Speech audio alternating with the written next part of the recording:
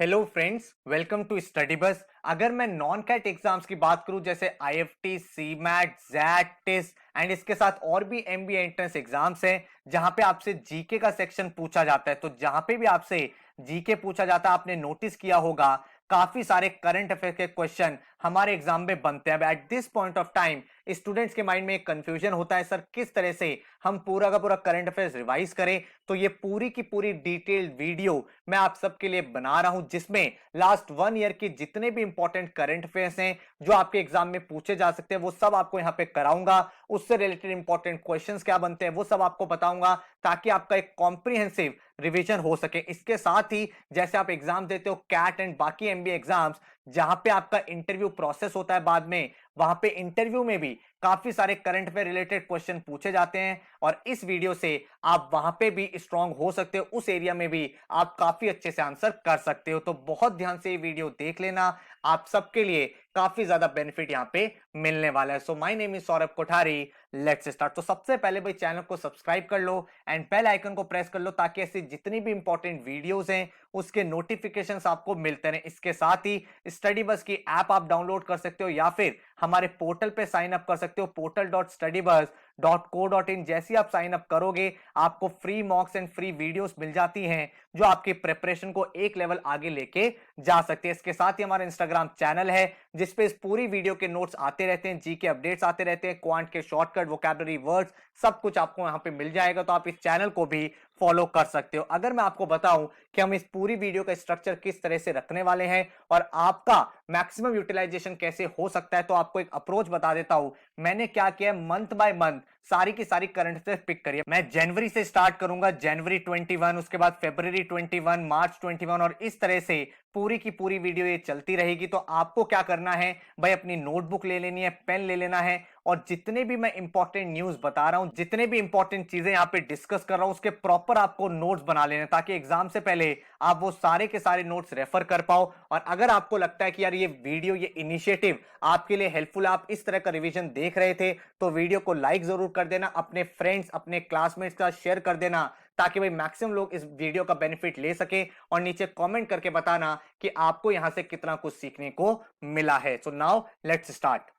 Video start करने से पहले आपको बता देता हूं, अगर आप कैट या एमबीए एग्जाम्स की प्रिपरेशन कर रहे हो तो हमारे पेनड्राइव कोर्स लॉन्च हो चुके हैं। इस पेनड्राइव कोर्स के थ्रू आज की डेट में ऑल ओवर इंडिया जितने भी टॉप एमबीए कॉलेजेस है उसमें एडमिशन ले चुके हैं। आप भी इस कोर्स के थ्रू अपनी पूरी की पूरी प्रिपरेशन इन एंड आउट कर सकते हो। जैसे आप ये पेनड्राइव कोर्स में एनरोल करते हो, आपको वीडियो लेक्चर्स मिलते हैं जिसमें हर एक टॉपिक बिल्कुल कॉन्सेप्ट से आपको सिखाया होता है, डिफरेंट डिफरेंट तरीके सिखाए जाते हैं एंड एडवांस लेवल तक के क्वेश्चन की आपको प्रैक्टिस कराई जाती है। इसके साथ ही आपको ई बुक्स मिलती हैं, उस ई बुक में आप भाई इंटरेक्टिव तरीके से बिल्कुल पढ़ाई कर सकते हो। जो भी आपका वीडियो लेक्चर है उसके नोट्स आपको वहां पे मिल जाते हैं। इसके साथ ही हर एक टॉपिक के प्रैक्टिस क्वेश्चंस मिल जाते हैं विद डिटेल सॉल्यूशन। तो जैसे आपने वीडियो लेक्चर देखा, यहां पे आप प्रैक्टिस कर सकते हो। इसके साथ ही आपको एक पोर्टल मिलता है जहां पे आपको टॉपिक वाइज टेस्ट मिलते हैं, बेसिक, मॉडरेट, एडवांस। इसको जब आप अटेम्प्ट करते हो तो आप अपनी स्पीड और एक्यूरेसी भी इंप्रूव कर सकते हो, बिकॉज अब आप बिल्कुल उसी तरह से अपना टेस्ट देते हो जैसे आपका timer based test actual exam में होता है।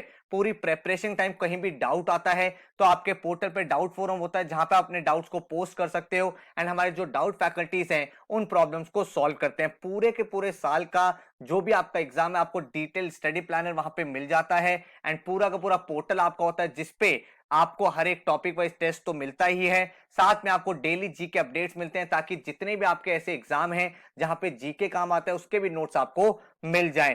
एंड इसके साथ ही जितने भी आपके मेजर एग्जाम्स हैं उनकी आपको टेस्ट सीरीज भी मिलती है, चाहे वो कैट, एनमैट, स्नैप, सीटी, सीमैट, जितने भी एग्जाम्स हैं उनका एक्चुअल इंटरफेस, उसी पैटर्न के क्वेश्चंस, एकदम उसी तरह का आपको एनवायरनमेंट मिलता है, ताकि एक्चुअल एग्जाम कंडीशन में किस तरह से आपको पेपर करना है वो आप यहां पे सीख पाओ। साथ में हर एग्जाम के बाद डिटेल्ड एनालिसिस आता है, हर एक क्वेश्चन का सॉल्यूशन होता है। साथ में आप देख सकते हो कि टॉपर के वीजा वेज आप कहां स्टैंड करते हो और आपको किस तरह से इंप्रूव करना है। तो कहने का मतलब, इस पेनड्राइव कोर्स को करने के बाद ना ही आपको अलग से कोई कोचिंग चाहिए, ना ही कोई बुक चाहिए, ना ही कोई टेस्ट सीरीज चाहिए, फुल फ्लेजेड प्रेपरेशन आपकी हो जाती है। जैसे आप इस पेनड्राइव कोर्स में एनरोल करते हो studybus.co.in पे, आपको विद इन 4 to 5 डेज आपके घर पे आपकी पेनड्राइव किट आ जाती है।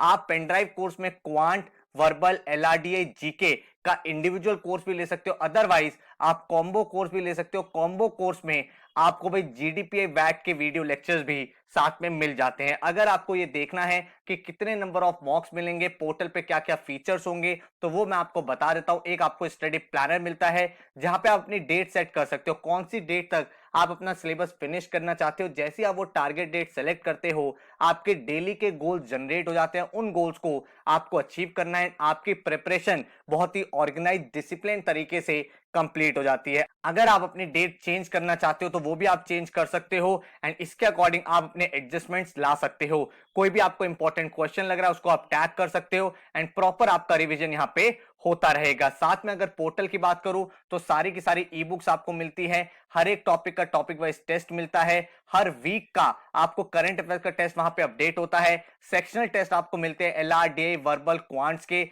इसके साथ ही फुल लेंथ मॉक्स की बात करूं तो 25 कैट के मॉक्स, 12 स्नैप के मॉक्स, जैट के मॉक्स, आईएफटी, एनमैट, टिसनेट, एसआरसीसी, सीमैट, सीटी, एक्सजीएमटी, हर एक एग्जाम के एकदम उसी एग्जाम पैटर्न पे लेटेस्ट मॉक्स आपको मिलते हैं और टाइम टू टाइम ये अपडेट होते रहते हैं। अगर आपको इस पूरे कोर्स के बारे में और कोई इंक्वायरी लेनी है या फिर आपको डेमो लेक्चर्स इसके देखने हैं तो नीचे डिस्क्रिप्शन में भी मैंने आपको कुछ वीडियोस दी हैं जिसके थ्रू आपको आइडिया लग जाएगा किस तरह से पढ़ाई होती है। और एल्स आप हमारे हेल्पलाइन नंबर 9958937705 पे कांटेक्ट कर सकते हो, कॉल कर सकते हो, व्हाट्सएप कर सकते हो एंड कोर्स की डिटेल्स पे आप जा सकते हो। तो आई होप आपको ये क्लियर हो गया है। Now let's begin with the video. Karnataka में भाई वर्ल्ड लॉन्गेस्ट रेलवे प्लेटफॉर्म जो है वो स्टार्ट होने वाला है। तो इसके रिलेटेड क्या इंफॉर्मेशन है, जो कर्नाटका का हबली रेलवे स्टेशन है जिसको ऑफिशियली क्या बोला जाएगा, श्री सिद्धारूढ़ा स्वामी जी रेलवे स्टेशन। तो ये वर्ल्ड का लॉन्गेस्ट रेलवे प्लेटफॉर्म बनने वाला है जिसकी जो लेंथ होगी वो 1500 प्लस मीटर्स की होगी एंड ये जो इनॉग्रेट होने वाला है ये 2021 मार्च में इनॉग्रेट हो जाएगा। ठीक है, तो ये आपको नाम याद रखना, इंपॉर्टेंट नाम आपके एग्जाम के लिए है। ये भी पूछा जा सकता है कौन से स्टेट में है, आपसे हबली रेलवे जंक्शन भी पूछा जा सकता है, इसका ऑफिशियल नेम भी पूछा जा सकता है। तो सारी चीज के प्रॉपर नोट्स बना लेना। इसके बाद अगर हम बात करें तो इंडिया का फर्स्ट लेबर मूवमेंट म्यूजियम जो है वो स्टार्ट हो रहा है। कहां पे, केरला में स्टार्ट हो रहा है। जिसमें क्या चीज है, जो वर्ल्ड लेबर मूवमेंट हुआ था उसकी हिस्ट्री को यहां पे शोकेस किया जाएगा। तो यहां से आपसे क्या क्या क्वेश्चन पूछे जा सकते हैं कि ये जो world first labour movement museum है ये कहां पे आ रहा है, ये आ रहा है केरला में और एक हाउस बोट में लॉन्च होगा। हाउस बोट टूरिज्म है इस तरह का आप देख सकते हो जिसमें ये पूरा का पूरा म्यूजियम रहेगा। तो लोग जो है वो एंजॉय कर सकते हैं आसपास का व्यू भी और साथ में वो वर्ल्ड लेबर हिस्ट्री की जो पूरे के पूरे मूवमेंट हुए थे उससे रिलेटेड इंपॉर्टेंट फैक्ट्स और चीजें भी। अगर हम बात करें तो Nelson Mandela world humanitarian award जो है वो इस साल किसे मिला है, वो मिला है जो फिलैंथ्रोपिस्ट है रवि गायकवाड़ को। तो रवि गायकवाड़ जो है एक बहुत बड़े फिलैंथ्रोपिस्ट हैं, उनको इस बार मिला है नेल्सन मंडेला अवार्ड। क्यों मिला है, क्योंकि उन्होंने ह्यूमैनिटी के लिए बहुत ज्यादा डेडिकेशन किया है, बहुत ज्यादा काम किया है जिसके लिए उन्हें ये ऑनर दिया गया है। इसके बाद अगर हम बात करें तो first women chairman of SAIL, SAIL क्या है आपका, Steel Authority of India Limited. तो इसकी फर्स्ट चेयरपर्सन बनी है एक वुमेन एंड उनका नाम क्या है, वो नाम है सोमा मोंडल। तो ये नाम आपको पता होना चाहिए। एंड इन्होंने किसे सक्सीड किया है, सक्सीड किया है अनिल कुमार चौधरी को एंड ये फर्स्ट वुमेन चेयरपर्सन बन गई है। तो ये इंपॉर्टेंट नाम बन जाता है, क्यों, क्योंकि भाई फर्स्ट है, वुमेन है एंड सेल एक बहुत बड़ी बॉडी है, आपको पता होगा steel Authority of India Limited. तो इसीलिए ये क्वेश्चन आपके एग्जाम में पूछा जा सकता है। इसके बाद अगर हम देखें तो Oxford Hindi word of the year, आपको पता है ऑक्सफोर्ड जो एक बहुत बड़ी डिक्शनरी है वो हर साल वर्ड ऑफ द ईयर निकालती है। तो इस साल जो Hindi word of the year मिला है वो मिला है किसको, वो मिला है आत्मनिर्भरता वर्ड को। तो आपको पता है जो हमारे पीएम मोदी है उन्होंने बहुत ज्यादा फोकस किया है आत्मनिर्भरता के ऊपर और ये वर्ड बहुत ज्यादा यूज हुआ है जिसकी वजह से इसको मिला है Hindi word of the year. मेरा आपसे एक क्वेश्चन है, नीचे मुझे कमेंट में बताओ कि Oxford word of the year किसको मिला है, जिसमें भाई आपका सारी लैंग्वेज कंसीडर होगी। तो Oxford word of the year किसको दिया गया है, हिंदी वाला जो है वो आत्मनिर्भरता को मिला है। इंग्लिश वर्ड आप मुझे नीचे कमेंट सेक्शन में बताओ कि किसको मिला है word of the year award. इसके बाद अगर हम बात करें तो वो है अमेजॉन, जो one of the greatest company, biggest company आज की डेट में है पूरी दुनिया में। उसके जो फाउंडर एंड सीईओ हैं जेफ बेजोस, उन्होंने डिक्लेयर कर दिया कि वो अमेजॉन छोड़ रहे हैं, अमेजॉन की पोजीशन से हट रहे हैं एंड जो नए सीईओ बनेंगे वो कौन है, वो है एंडी जेसी। तो एंडी जेसी जो है वो नए सीईओ बनेंगे। और बेजोस क्यों छोड़ रहे हैं अमेजॉन, उन्होंने कहा है कि मैं अदर प्रोजेक्ट्स पे काम करना चाहता हूं, इनके और भी बहुत सारे प्रोजेक्ट्स हैं, आपको पता है स्पेस रिलेटेड इनके इवेंट चल रहे हैं, एंड देन इसके अलावा बहुत सारे इनके स्टार्टअप्स हैं। तो इन्होंने कहा जब मैं अमेजॉन के सीईओ वाली पोजीशन पे होता हूं, ये इतनी क्रिटिकल पोजीशन है कि मैं कहीं और सोच नहीं पाता, इसलिए मैं अमेजॉन छोड़ के अब जो मेरे बाकी प्रोजेक्ट्स है वहां पे फोकस करूंगा। और इस कंपनी के जो सीईओ बनेंगे वो कौन बनेंगे? एनडी जेसी। जो एनडी जेसी है बहुत पॉपुलर फिगर है, इन्होंने अमेजॉन वेब सर्विसेज स्टार्ट किया था जिसको हम एडब्ल्यूएस के नाम से जानते हैं। One of the most profitable venture है अमेजॉन का, एंड आज की डेट में एडब्ल्यूएस अमेजॉन के बहुत सारे प्रोजेक्ट को फंड करता है क्योंकि काफी ज्यादा प्रॉफिटेबल है। तो ये जिन्होंने स्टार्ट किया था वो एनडी जेसी ही थे, और उसके ये करंट सीईओ हैं, और अब ये अमेजॉन के पूरे सीईओ बन जाएंगे। तो ये सारी इंफॉर्मेशन आपको पता होनी चाहिए, एग्जाम में आपसे कुछ भी पूछा जा सकता है। नेक्स्ट जो है वो ये है कि इंडिया का जो फर्स्ट टेलीकॉम कंपनी है जिसने 5G नेटवर्क टेस्ट किया है वो है आपकी एयरटेल कंपनी। आपको पता है पूरे वर्ल्ड में इस समय 5G की बात हो रही है, जहां पे बहुत सारी कंपनी चाहती है कि उन्हें फर्स्ट मूवर एडवांटेज मिले। तो इसी बीच में एयरटेल ने 28 जनवरी 21 को डिक्लेयर कर दिया, अनाउंस कर दिया कि वो बन गया कंट्री का पहला टेलीकॉम ऑपरेटर जिसने 5G टेक्नोलॉजी को भाई टेस्ट करके देख लिया है। तो हैदराबाद में कुछ यूजर्स थे जिनको 5G टेक्नोलॉजी दी गई थी, एंड 5G इतना फास्ट था कि पूरी एक जो फुल फ्लेजेड मूवी होती है वो विद इन सेकेंड्स आपकी डाउनलोड हो गई थी। तो आप सोच सकते हो इंटरनेट किस तरह से डिसरप्ट हो जाएगा जब 5G पूरी दुनिया में आने वाला है। ठीक है, इसके बाद अगर हम बात करें तो वर्ल्ड की टॉप डेस्टिनेशन जिसको हाईएस्ट एफडीआई मिला है 2020 में, वो चाइना बन गई है। तो चाइना को पूरी दुनिया का फॉरेन डायरेक्ट इन्वेस्टमेंट, दुनिया में बहुत सारी कंपनीज हैं, कंट्रीज हैं जो पैसा इन्वेस्ट करती हैं दूसरी कंट्रीज में, तो भाई जो हाईएस्ट एफडीआई इस साल मिला है वो चाइना को मिला है। इसने ओवरटेक कर दिया है यूएस को, जो ये भी शो करता है कि चाइना ने कितनी जल्दी कोविड क्राइसिस से ओवरकम करा, अपनी इकोनॉमी को रिकवर करा, जिसके बाद बहुत सारी कंपनीज का यहाँ पे ट्रस्ट बना एंड वहां पे उन्होंने इन्वेस्टमेंट किया। इसके बाद अगर हम बात करें तो स्पेस एक्स, एलॉन मस्क जो है, जो भाई आपको पता है टेस्ला के फाउंडर एंड सीईओ भी हैं, इन्हीं की कंपनी है space x. And space x जो है उसने 143 सैटेलाइट एक साथ लॉन्च करे एक सिंगल रॉकेट पे, और ये एक वर्ल्ड रिकॉर्ड बन गया। काफी इंपॉर्टेंट क्वेश्चन है, क्यों? क्योंकि इससे पहले का जो वर्ल्ड रिकॉर्ड था वो इंडिया के पास था, इसरो के पास। जो इंडिया की ऑफिशियल आप देखोगे स्पेस बॉडी है इसरो, जिसको हम जानते हैं इंडियन स्पेस रिसर्च ऑर्गेनाइजेशन के नाम से, उसने 2017 में 104 सैटेलाइट एक साथ लॉन्च की थी और वर्ल्ड रिकॉर्ड बनाया था। लेकिन इस वर्ल्ड रिकॉर्ड को अब स्पेस एक्स ने ब्रेक कर दिया और 143 सैटेलाइट एक सिंगल रॉकेट पे इन्होंने लॉन्च कर दिया है। इसके बाद अगर हम बात करें तो फर्स्ट वुमेन पायलट जिसने रिपब्लिक डे 2021 में पार्टिसिपेट किया वो बन गई आपकी भावना कांत।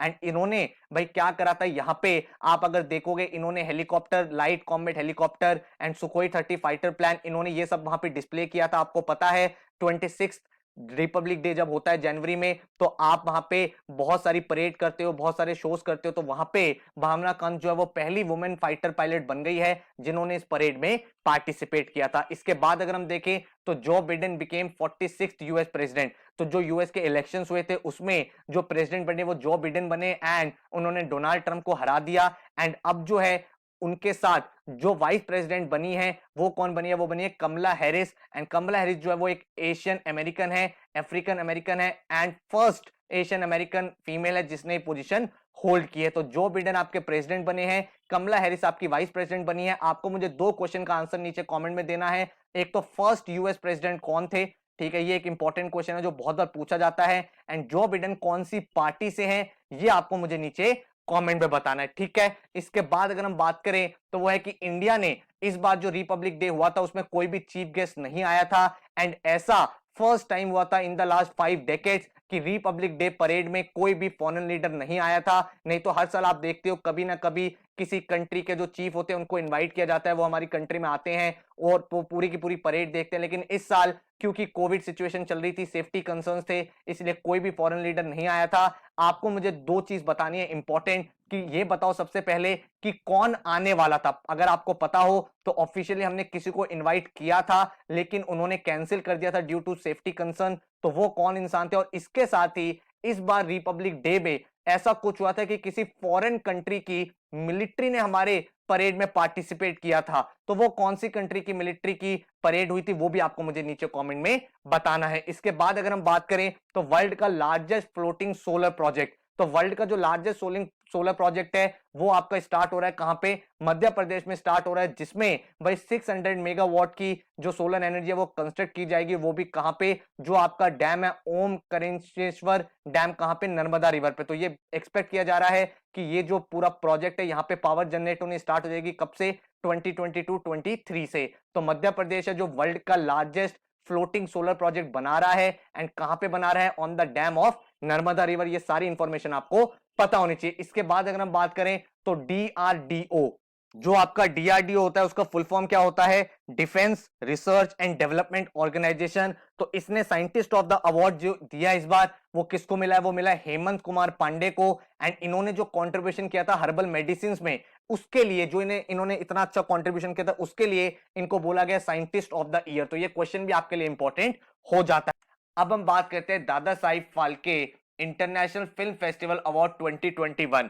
तो कौन सी मूवी को मिला है बेस्ट मूवी, वो है आपकी कौन सी, तानाजी। तो जो तानाजी मूवी है उसे बेस्ट फिल्म का अवार्ड मिला है दादा Sahib Phalke international film festival awards में। नीचे मुझे कमेंट में बताओ कि इन्हीं अवार्ड्स में best actor in male and female किसको मिला है। देखते हैं भाई कितने लोग अपडेटेड हैं, आप नीचे कमेंट सेक्शन में बताना। देन हम देखते हैं कितने लोगों का करेक्ट आंसर यहाँ पे आ पाता है। इसके बाद अगर हम लोग बात करें तो वो है first under sea tunnel of India. Mumbai जो है उसमें फर्स्ट अंडर सी टनल बनने वाली है, मतलब सी के नीचे आप देखोगे पूरी की पूरी टनल है, या इमेज में आप देख पा रहे हो। एंड इसका जो ऑब्जेक्टिव है वो एक तरह से प्रोजेक्ट है किसका, मुंबई कोस्टल रोड प्रोजेक्ट का, जिसमें भाई जितने भी लैंडफिल्ड रोड्स हैं वो सारी की सारी आपको यहाँ पे बना दी जाएगी। तो थोड़ा सा एक अच्छा व्यू आएगा एंड इस टनल को लोग यूज कर पाएंगे। इसके बाद अगर हम लोग बात करें तो ऑस्ट्रेलियन ओपन, अगर आपको पता हो टेनिस की दुनिया में आपके मेजरली 4 अवार्ड्स होते हैं जिनको बोला जाता है ग्रैंड स्लैम। एक आपका होता है विंबलडन, एक आपका होता है ऑस्ट्रेलियन ओपन, देन इसके बाद आपका होता है US open, and US open के बाद आपका होता है फ्रेंच ओपन। तो ये 4 इंपॉर्टेंट इवेंट्स होते हैं। ये एग्जामिनर के काफी ज्यादा फेवरेट रहते हैं क्योंकि इसमें से काफी सारे क्वेश्चंस एग्जाम में बनते हैं। तो जो ऑस्ट्रेलियन ओपन 2021 हुआ है उसका जो विनर रहा है वो रहा है नोवाक जोकोविच, जो एक बहुत बड़े टेनिस प्लेयर हैं। तो अगर आप देखोगे जिनको बिग 3 बोला जाता है टेनिस के वर्ल्ड में, वो है आपका Roger Federer, Rafael Nadal and Novak जोकोविच। तो नोवाक जोकोविच का ये कौन सा ग्रैंड स्लैम है, ये 18 ग्रैंड स्लैम है। एंड अब ये क्लोज आ गए हैं किसके, Rafael Nadal and Roger Federer के। मेरा आपसे नीचे क्वेश्चन है, मुझे कमेंट में बताना कि आज तक की हिस्ट्री में टेनिस में किसने सबसे ज्यादा ग्रैंड स्लैम जीते हैं। अब काफी सारे लोग गलती क्या करते हैं, वो बाय डिफॉल्ट एज्यूम कर लेते हैं मैं मेंस का क्वेश्चन पूछ रहा हूं एंड वो आंसर देने लगते हैं रॉजर फेडरर या राफेल नडाल या कुछ और। लेकिन मेरा क्वेश्चन फिर से सुनो, ओवरऑल मेन एंड वुमेन दोनों कैटेगरी में सबसे ज्यादा टेनिस के ग्रैंड स्लैम किसके पास है, नीचे कमेंट में बताना, then we will verify it. इसके बाद अगर हम बात करें तो US ambassador to United Nation, तो जो यूएस सेनेट है उन्होंने कंफर्म किया है कि जो यूएस की एम्बेसडर है यूनाइटेड नेशंस वो कौन है, वो है आपकी लिंडा थॉमस ग्रीनफील्ड। तो जो लिंडा थॉमस ग्रीनफील्ड है इसको किसने नॉमिनेट किया था, जो यूएस के प्रेसिडेंट है जो बिडेन, इन्होंने नॉमिनेट किया था। And now she is the official US ambassador to United Nations. इसके बाद अगर हम लोग बात करें तो उत्तर प्रदेश जो है आपका स्टेट, उसने फर्स्ट पेपरलेस बजट को प्रेजेंट किया है। तो आपसे क्वेश्चन एग्जाम में ये पूछा जा सकता है कि इंडिया का पहला स्टेट कौन सा बना था जिसने पेपरलेस बजट को प्रेजेंट किया था। इसके बाद अगर हम बात करें नेक्स्ट करंट अफेयर की, तो एक बहुत ही रेवोल्यूशनरी चीज हुई है, वो ये है कि सऊदी अरेबिया जो है उसने अलाउ करा है कि जो वुमेन है उनकी कंट्री की वो आर्म्ड फोर्सेस को ज्वाइन कर सकती हैं। तो भाई अब क्या है, एक तरह से इसको मेजर रिफॉर्म माना जा रहा है, वुमेन के लिए इक्वालिटी के स्टेप्स लिए जा रहे हैं। तो सऊदी अरेबिया ने अब अलाउ कर दिया है कि जो वुमेन है वो कंट्री की आर्म्ड फोर्सेस को ज्वाइन कर सकती है, पार्टिसिपेट कर सकती है, जिसको एक बहुत ही अच्छा एक डिसीजन माना गया है for the women of the country. इसके बाद अगर हम लोग बात करें तो international anti corruption champions award, तो एक एंटी करप्शन चैंपियन अवार्ड मिला है, वो किसको मिला है, वो इंडिया के एक सोशल एक्टिविस्ट है अंजलि भारद्वाज, उनको मिला है। यूएस ने ये ऑनर दिया है एंड इसको ये अवार्ड इसलिए दिया गया क्योंकि इन्होंने काफी ज्यादा भाई काम किया था करप्शन के अगेंस्ट एंड पूरे के पूरे सिस्टम को चेंज करने के लिए इन्होंने काफी ज्यादा स्ट्रगल और मेहनत की है। इसके बाद अगर हम बात करें तो न्यू डीजी बने हैं, न्यू डायरेक्टर जनरल बने हैं किसके?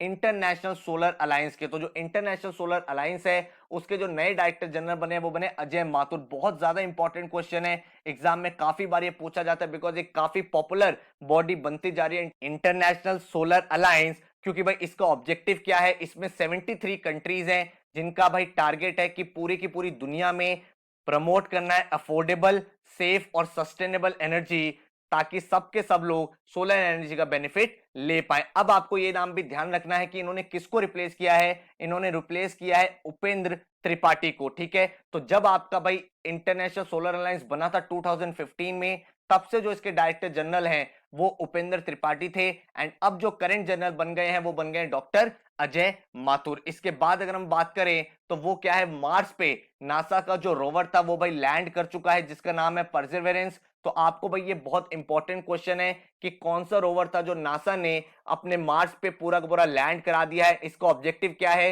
ये मार्स के बारे में और ज्यादा स्टडी करेगा, एंड आफ्टर 7 मंथ्स ये वहां पे पहुंच पाया एंड सक्सेसफुली लैंड हो पाया। आप मुझे ये बताओ, इंडिया ने भी ट्राई किया था अपना सक्सेसफुली मार्स पे लॉन्च करने का, लैंड करवाने का, बट हो नहीं पाया था, उसका क्या नाम था? उस प्रोजेक्ट का नाम मुझे नीचे कमेंट सेक्शन में बताओ जो इंडिया ने ऑफिशियल ट्राई किया था मार्स अटेम्प्ट। ठीक है, इसके बाद अगर हम बात करें तो हैदराबाद जो है वो भाई tree city of the world बोला जाएगा। ठीक है, तो Hyderabad has become the only city of India to be recognised as the tree city of the world. ठीक है, तो ट्री सिटी जो है वो किसने रिकॉग्नाइज किया है, वो रिकॉग्नाइज किया है यूएन, जो यूनाइटेड नेशन है food and agriculture organisation. And इन्होंने ये इसलिए किया क्योंकि हैदराबाद ने बहुत ज्यादा एफर्ट करे हैं for greenery, for trees, and इसीलिए इसको बोला गया है 2020 tree city of the world. इसके बाद अगर हम देखें तो WTO वर्ल्ड ट्रेड ऑर्गेनाइजेशन की पहली फीमेल चीफ बनी है जो नाइजीरिया से है। ठीक है,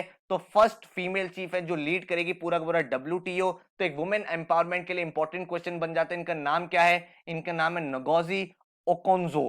ठीक है, तो ये कौन है, ये भाई पहले फॉर्मर फाइनेंस मिनिस्टर थी नाइजीरिया की, एंड अब ये लीड करेंगी पूरा का पूरा WTO world trade organisation, and she has become the first women in the history and first African to hold this position at WTO। इसके बाद अगर हम देखें तो wild life photographer of the year 2020 का अवार्ड किसे मिला, तो ऑस्ट्रेलिया के फोटोग्राफर है रॉबर्ट इरविन। इसने जो भाई पिक्चर क्लिक की थी, जो बुश फायर की पिक्चर क्लिक की थी इस तरह की, जिसमें एक तरफ जो है वो भाई ग्रीन एरिया दिख रहा है और एक तरफ जो है वो ब्लैक एरिया दिख रहा था, तो उस पिक्चर की वजह से इस फोटोग्राफर को मिला है wild life photographer of the year. ठीक है, इसके बाद अगर हम बात करें तो इसरो ने अनाउंस किया है कि वो भाई first unmanned space mission launch करेगा जिसका नाम है गगनयान, एंड वो कब लॉन्च होगा, दिसंबर 2021 में। तो इसरो का टारगेट है कि अपना पहला unmanned space mission as a part of Gaganyaan उनको लॉन्च करना है दिसंबर 2021 में,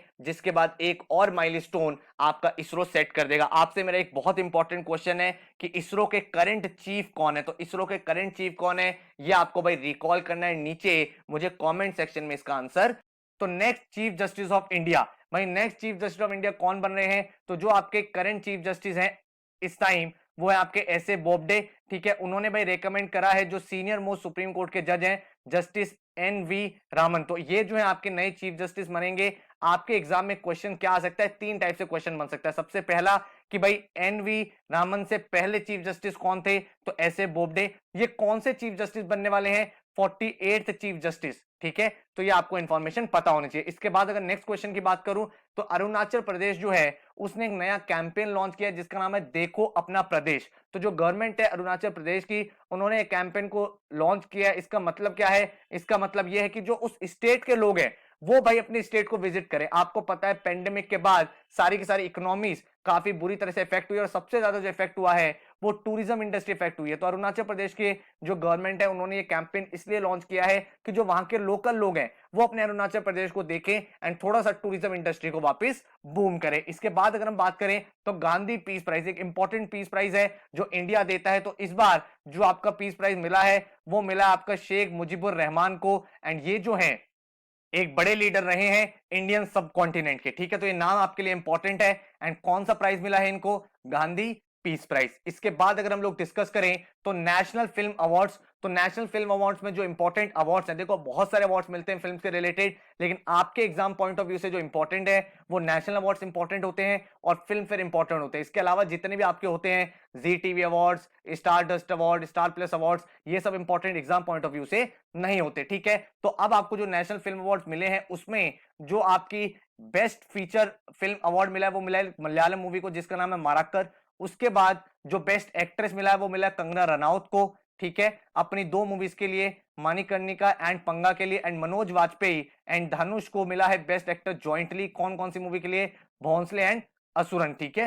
एंड अगर आपको देखना है बेस्ट हिंदी फिल्म किसे मिला है तो वो आपका मिला है छिछोरे मूवी को, ठीक है। तो ये आपके लिए इंपॉर्टेंट नेम है, इन सब के नोट्स बना लेना, एग्जाम में यहां से क्वेश्चन बन सकता है। इसके बाद अगर हम बात करें तो जो हमारे प्राइम मिनिस्टर है नरेंद्र मोदी जी, उन्होंने भाई एक अभियान लॉन्च किया जिसका नाम है जल शक्ति अभियान। तो ये जल शक्ति अभियान क्यों लॉन्च किया गया है, ये इसलिए लॉन्च किया गया है, इसका ऑब्जेक्टिव ये है कि भाई जो आपका रेन वाटर है उसकी हार्वेस्टिंग करें, उसको हम वाटर को सेव करें। एंड ये जो लॉन्च हुआ है एक बहुत इंपॉर्टेंट डे लॉन्च हुआ है, जो आपका ये पूरा पूरा अभियान लॉन्च हुआ है, इसको 22 मार्च को लॉन्च किया गया है। एंड 22 मार्च जो आपका है that is also your world water day. तो आपसे एग्जाम में इंपॉर्टेंट डेज की फॉर्म में भी ये पूछा जा सकता है वर्ल्ड वाटर डे कब होता है। एंड आपसे ये भी पूछा जा सकता है इस दिन क्या चीज लॉन्च की गई थी। तो आपका जो अभियान लॉन्च हुआ था वो है जल शक्ति अभियान, कैच द रेन। तो इसका ऑब्जेक्टिव बहुत क्लियर है, जब भी बारिश हो उस पानी को हार्वेस्ट करें ताकि हम वाटर सेविंग कर पाए। इसके बाद अगर हम बात करें तो इंडिया और फ्रांस जो है वो थर्ड ज्वाइंट स्पेस मिशन पे काम करना स्टार्ट करने वाले हैं। इंडिया के जो इसरो है बॉडी, जो इंडिया की इसरो बॉडी है जो सारे के सारे स्पेस मिशन को चेक करता है, उसके जो चेयरमैन है के सिवन, ये भी इंपॉर्टेंट नाम है, इसरो के चेयरमैन कौन है, के सिवन। ये जो है इन्होंने इन्फॉर्म किया है कि इंडिया और फ्रांस जो है वो ज्वाइंटली अब काम करेंगे अपने एक ज्वाइंट सैटेलाइट मिशन पे। इससे पहले इन्होंने 2 बार साथ में काम किया, इंडिया और फ्रांस की जो बॉडी है ISRO and space agency of France. And उन दोनों का नाम क्या था, उन दोनों का नाम था, एक था मेगाट्रॉपिक्स एंड एक आपका था सरल एल्टिका, ठीक है। तो 2011 एंड 2013 में दोनों कंट्रीज ने मिलकर प्रोग्राम लॉन्च किया था एंड थर्ड प्रोग्राम की इन्होंने प्लानिंग स्टार्ट कर दी। तो आपसे नाम भी पूछे जा सकते हैं, इसके नोट्स आप अच्छे से बना लेना। इसके बाद अगर हम बात करें तो first women president of Tanzania, तो तंजानिया जो कंट्री है वहां की फर्स्ट प्रेसिडेंट बनी है वुमेन, उनका नाम क्या है, सामिया सुलूहू हसन, ठीक है। And she became the first female head of the state in the eastern African country of 58 million people. तो ये नाम आपके लिए इंपॉर्टेंट है क्योंकि फर्स्ट है इसीलिए ये रेलिवेंट बन जाता है। इसके बाद अगर हम बात करें तो जो ग्रैमी अवार्ड्स है भाई उसमें जो आपके बिले एलिश है वो फर्स्ट सोलो आर्टिस्ट बन गई हैं जिन्होंने 2 बार कॉन्टिन्यूअसली ये जीता है award in a row. And जो बियॉन्से है उनको उन्होंने एक हिस्ट्री बना दिया by becoming the most awarded women in Grammys with 28 win. तो सबसे ज्यादा अवार्ड्स इनको मिल चुके हैं। एंड जो सोलो आर्टिस्ट मिला है वो आपका इनको मिला। आपका मेरे लिए एक क्वेश्चन है, नीचे मुझे कमेंट में बनाओ कि इसको भाई किस चीज के लिए, for what she has got the Grammy award, क्या रिकॉर्ड इन्होंने किया था वो आपको मुझे नीचे कमेंट में बताना है, ठीक है। इसके बाद अगर हम बात करें तो मणिपुर, तो मणिपुर जो है that has been declared as a model state for Van Dhan Vikas योजना। वन धन विकास योजना क्या है भाई, वन धन विकास योजना का पर्पस क्या है कि जो वहां के लोकल ट्राइबल्स होते हैं उस पर्टिकुलर स्टेट के, उनके लिए इंप्लॉयमेंट अपॉर्चुनिटीज जनरेट करना, तो वो इस पर्टिकुलर स्कीम का ऑब्जेक्टिव है। तो मणिपुर जो है उसको बोला गया है कि ये मॉडल स्टेट है क्योंकि इन्होंने बहुत अच्छे से इंप्लीमेंट किया है। एंड मणिपुर ने बहुत सारी इंप्लॉयमेंट अपॉर्चुनिटीज क्रिएट की हैं जो भी ट्राइबल कम्युनिटीज हैं and different different value addition कर करके, जिससे क्या हो रहा है, जिससे जो वहां के प्रोडक्ट्स एंड सर्विसेज हैं वो अक्रॉस स्टेट्स भी सेल हो रही हैं, ठीक है। तो मणिपुर का एक एग्जांपल माना जाएगा। मॉडल स्टेट का मतलब होता है कि इन्होंने एक एग्जांपल सेट किया है। इस एग्जांपल को देखते हुए जो बाकी स्टेट्स है जहां पे वन धन विकास योजना एप्लीकेबल होती है उनको वहां से इंस्पिरेशन लेनी पड़ेगी और वहां से वो और ज्यादा ग्रो कर पाएंगे। उसके बाद अगर हम देखें तो फर्स्ट फेंसर इंडिया से जिन्होंने ओलंपिक्स के लिए क्वालिफाई किया, ठीक है, तो 27 ईयर ओल्ड एक अच्छा मूवमेंट है हमारे लिए। भवानी देवी जिन जो बन गई फर्स्ट फेंसर इंडिया की जो अब ओलंपिक्स में इंडिया को रिप्रेजेंट करेगी, ठीक है। तो एक इंपॉर्टेंट नाम है। आपसे यह भी पूछा जा सकता है कौन से स्पोर्ट में पहली बार इंडिया से कोई क्वालिफाई किया, तो हमारा आंसर क्या हो जाएगा, भवानी देवी जिन्होंने किसमें क्वालिफाई किया है, फेंसर बनी है वो फर्स्ट फेंसर जो उस स्पोर्ट्स को अब खेलेंगी, ठीक है। इसके बाद अगर हम बात करें तो फर्स्ट एवर क्वाड समिट हुआ है। क्वाड क्या है समझो, क्वाड एक तरह से 4 जो पावरफुल इकोनॉमीज है उनका एक स्ट्रेटेजिक फोरम है। 4 इकोनॉमीज कौन कौन सी, आपकी इंडिया, यूएस, उसके बाद आपका ऑस्ट्रेलिया एंड जापान। तो इन चारों कंट्रीज ने एक अपना फोरम बनाया है ताकि जो रीजनल पावर्स है जो बुली कर सकती है फ्यूचर में उनके अगेंस्ट में, ठीक है। तो ये जो क्वाड समिट है इसकी पहली वर्चुअल मीटिंग हुई थी।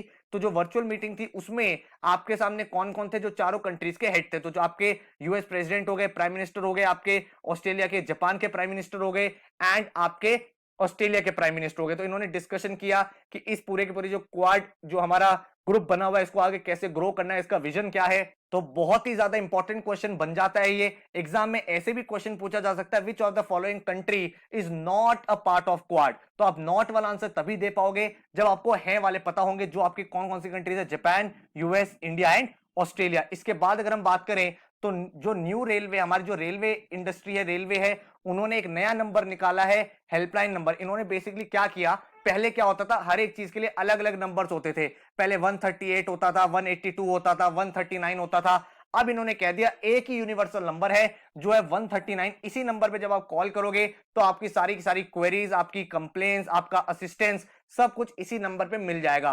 तो आपको पता होने चाहिए कौन कौन से नंबर्स मर्ज हो गए। पहले आप 138 पे कॉल करते थे तो रेलवे की दूसरी सर्विस होती थी, 182 पे दूसरी सर्विस होती थी, 139 पे दूसरी होती थी। अब इन दोनों को स्क्रैप कर दिया गया है और इसी पे आपकी सारी की सारी सर्विस डिलीवर हो जाएंगी, ठीक है। तो आपसे पूछा जा सकता है नया हेल्पलाइन नंबर रेलवे का क्या है। इसके बाद अगर हम बात करें तो इंडियन क्रिकेटर जो मिथाली राज है वो फर्स्ट वुमेन क्रिकेटर बन गई है इंडिया की जिन्होंने 10,000 इंटरनेशनल रन्स क्रॉस किए हैं। भाई अगर आप मेल क्रिकेटर्स देखोगे तो बहुत सारे हैं जिन्होंने क्रॉस किया है, बट वुमेन क्रिकेटर ये फर्स्ट बनी है मिथाली राज जिन्होंने 10,000 इंटरनेशनल रन्स बनाए हैं। आपसे मेरा क्वेश्चन है वो ये है कि अगर आप ओवरऑल देखोगे पूरे वर्ल्ड में तो Mithali Raj has become the second women cricketer जिन्होंने माइलस्टोन अचीव किया है। नीचे कमेंट में बताओ फर्स्ट वुमेन क्रिकेटर कौन है जिसने 10,000 रन पूरे के पूरे इंटरनेशनल करियर में बनाए थे। इसके बाद अगर हम बात करें तो एक ऐप लॉन्च हुई है जिसका नाम क्या है, जिसका नाम है आपका सुगम भारत ऐप लॉन्च, ठीक है। तो इस ऐप को क्यों लॉन्च किया गया, इसका ऑब्जेक्टिव समझो। यहाँ पे इसका ऑब्जेक्टिव है कि जो भी डिफरेंटली एबल्ड लोग हैं उनको भाई सही तरह से पता चल पाए इंफ्रास्ट्रक्चर के बारे में, बिल्डिंग्स के बारे में, ट्रांसपोर्ट्स के बारे में। तो इस ऐप में मेजरली क्या होगा, जो भी डिफरेंटली एबल्ड लोग हैं वो इस ऐप को डाउनलोड कर सकते हैं एंड इसके बाद इसका ऑब्जेक्टिव ये है कि उन लोगों को बेटर सर्विसेज दे पाए इन टर्म्स ऑफ इंफ्रास्ट्रक्चर, कहां पे बिल्डिंग्स है, कहां पे ट्रांसपोर्ट है, कहां पे क्या रास्ते हैं, वो सारे यहां पे अपलोड किए जाए ताकि उनके लिए आसान हो पाए, ठीक है चीजें। तो आपको ऐप का नाम पता होना चाहिए, उसका पर्पस क्या है वो पता होना चाहिए। इसके बाद अगर हम बात करें तो 2013 has been declared as 2023 has been declared as the international year of millets by the UN. तो इंटरनेशनल ईयर ऑफ मिलेट्स 2023 जो है वो आपको किसको बनाया गया है, मिलेट्स को बोला गया है इंटरनेशनल ईयर ऑफ मिलेट्स, ठीक है। अब ये क्यों करा गया है, इसका पर्पस ये है कि जो मिलेट्स है उसके बहुत सारे मल्टीपल बेनिफिट्स होते हैं तो उसके बारे में अवेयरनेस रेज हो पूरी दुनिया में। तो यूनाइटेड नेशंस जो बॉडी है जिसमें बहुत सारी कंट्रीज पार्ट है, उन्होंने कहा 2023 जो होगा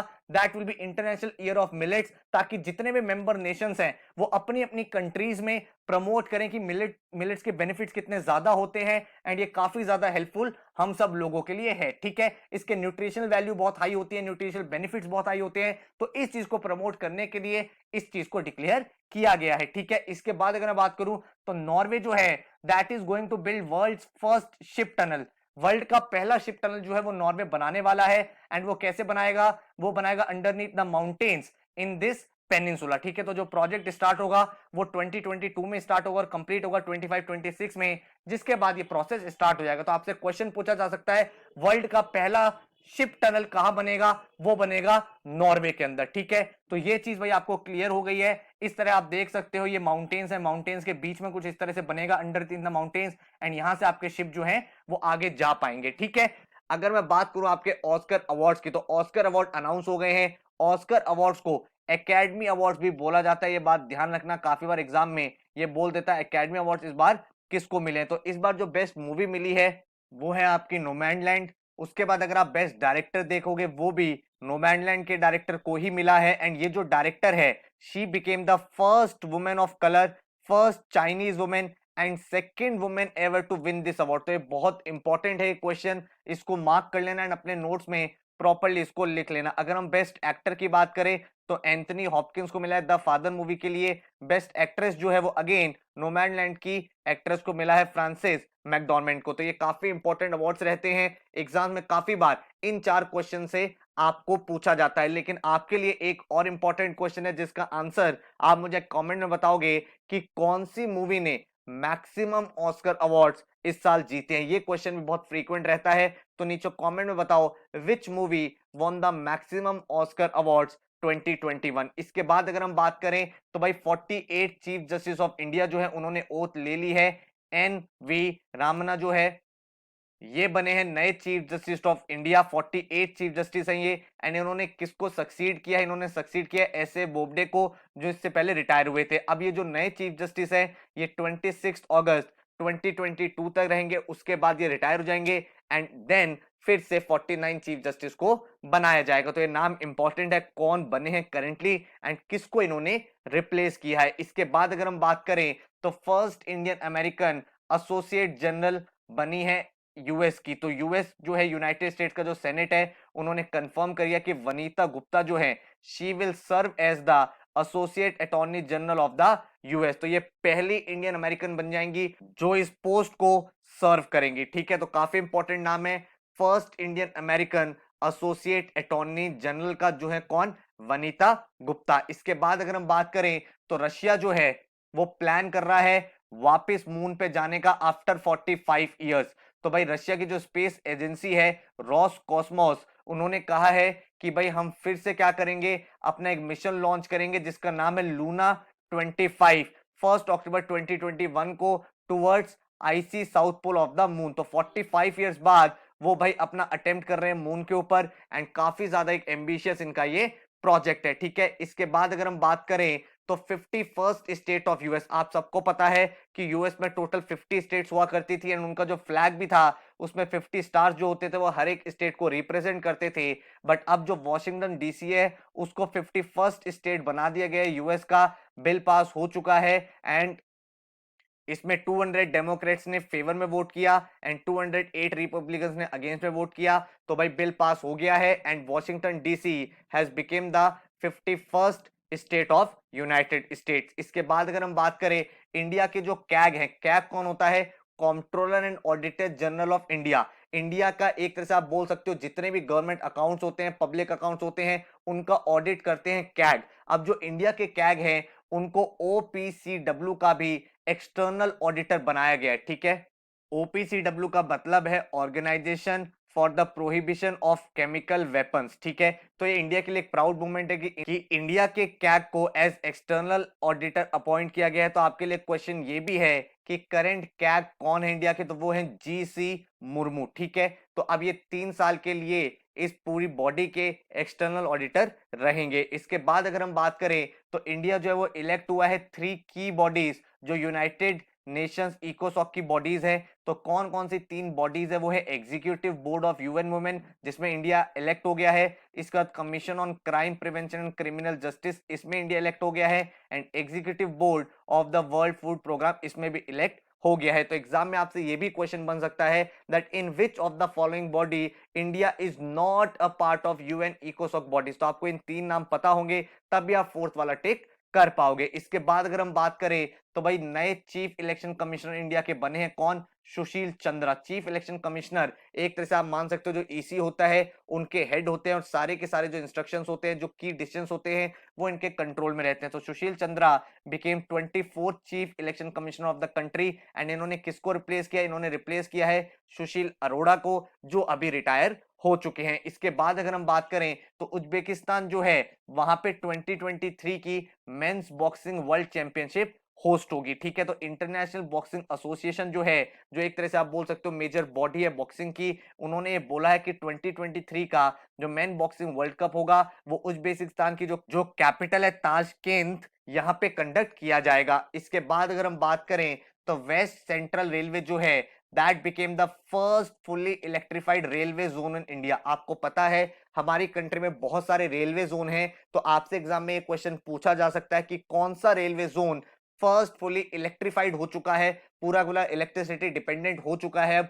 तो वो आंसर क्या हो जाएगा, वेस्ट सेंट्रल रेलवेज। ठीक है, इसके बाद अगर हम बात करें तो वर्ल्ड की पहली मेडिसिन जो भाई कोविड मेडिसिन है फॉर एनिमल्स, भाई जो ज्यादातर वैक्सीन आ रही हैं वो वैक्सीन किसके लिए आ रही है, ह्यूमंस के लिए आ रही है, तो आपके लिए क्वेश्चन बन जाता है जो एनिमल्स हैं उनके लिए पहली वैक्सीन कौन सी है, तो रशिया ने जो है वो रजिस्टर की है कोविड 19 वैक्सीन फॉर एनिमल्स, और ये जो वैक्सीन है इसको डेवलप किया है Rosselkhoznadzor federal centre for animal health, and इन्होंने भाई ट्रायल करे हैं किस किस पे, cats, dogs, minks, foxes, arctic foxes and other animals, तो ये बेसिकली एनिमल्स के लिए बनाई गई है कि अगर उनमें इंफेक्शन होता है तो इस वैक्सीन से उनको सेफ किया जा सकता है। इसके बाद अगर हम बात करें दादा साहिब फाल्के अवार्ड, जो एक बहुत मेजर अवार्ड माना जाता है, ये अवार्ड इस साल मिला है लेजेंडरी इंडियन एक्टर रजनीकांत को, जिनको फिल्म कंट्रीब्यूशन के लिए अवार्ड दिया गया है।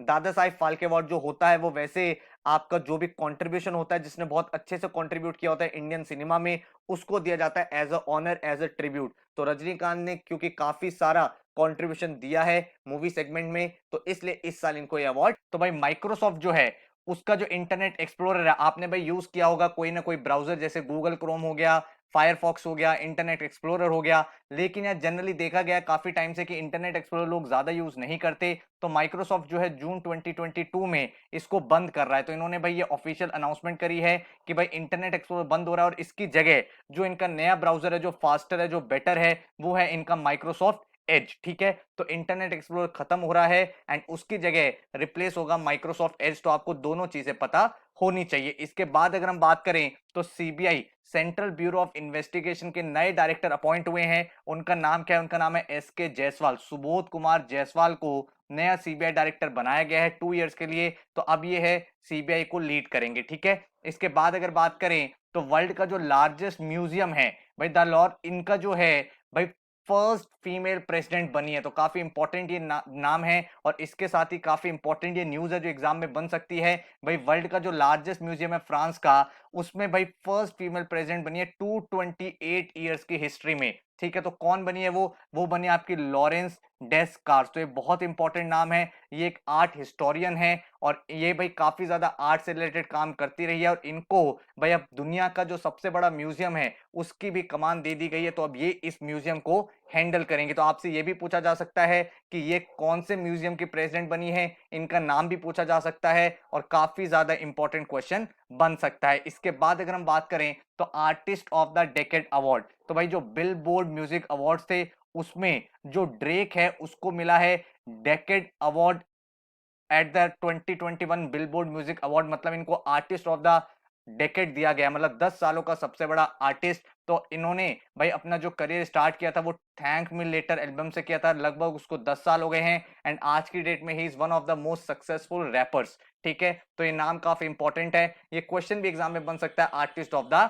डेकेड का। ठीक है, इसके बाद अगर हम लोग बात करें तो नेशनल ह्यूमन राइट्स कमीशन, जिसको हम एनएचआरसी भी बोलते हैं, उनके नए चेयरमैन अपॉइंट हुए हैं। तो नए चेयरमैन कौन है, जो पहले सुप्रीम कोर्ट के जज रह चुके अरुण कुमार मिश्रा, तो अरुण कुमार मिश्रा को अपॉइंट किया गया है नेशनल ह्यूमन राइट्स कमीशन का चेयरमैन। तो ये नाम इंपॉर्टेंट है, इसको लिख लेना, एग्जाम में जो न्यूली अपॉइंटेड लोग होते हैं वो पूछे जाते हैं कभी कभी। ठीक है, इसके बाद अगर बात करें तो वर्ल्ड की फास्टेस्ट वुमेन जिन्होंने माउंट एवरेस्ट पूरा का पूरा स्केल कर दिया, तो ये भाई एक नया वर्ल्ड रिकॉर्ड बना है, और ये वर्ल्ड रिकॉर्ड क्या है कि इन्होंने वर्ल्ड की जो हाईएस्ट माउंटेन पीक है, हम सबको पता है वो माउंट एवरेस्ट है, उसको क्लाइंब कर दिया in just 25 hours and 50 minutes, और ये बन गई दुनिया की फास्टेस्ट वुमेन जिन्होंने भाई इसको अचीव किया है। तो क्या नाम है इनका, इनका नाम है सैंग यिन हंग। ठीक है, तो ये काफी इंपॉर्टेंट नाम है, और इनका क्वेश्चन ये भी बन सकता है इन्होंने क्या वर्ल्ड रिकॉर्ड बनाया, तो वर्ल्ड रिकॉर्ड बनाया माउंट एवरेस्ट को फास्टेस्ट स्पीड पे स्केल किया है। ठीक है,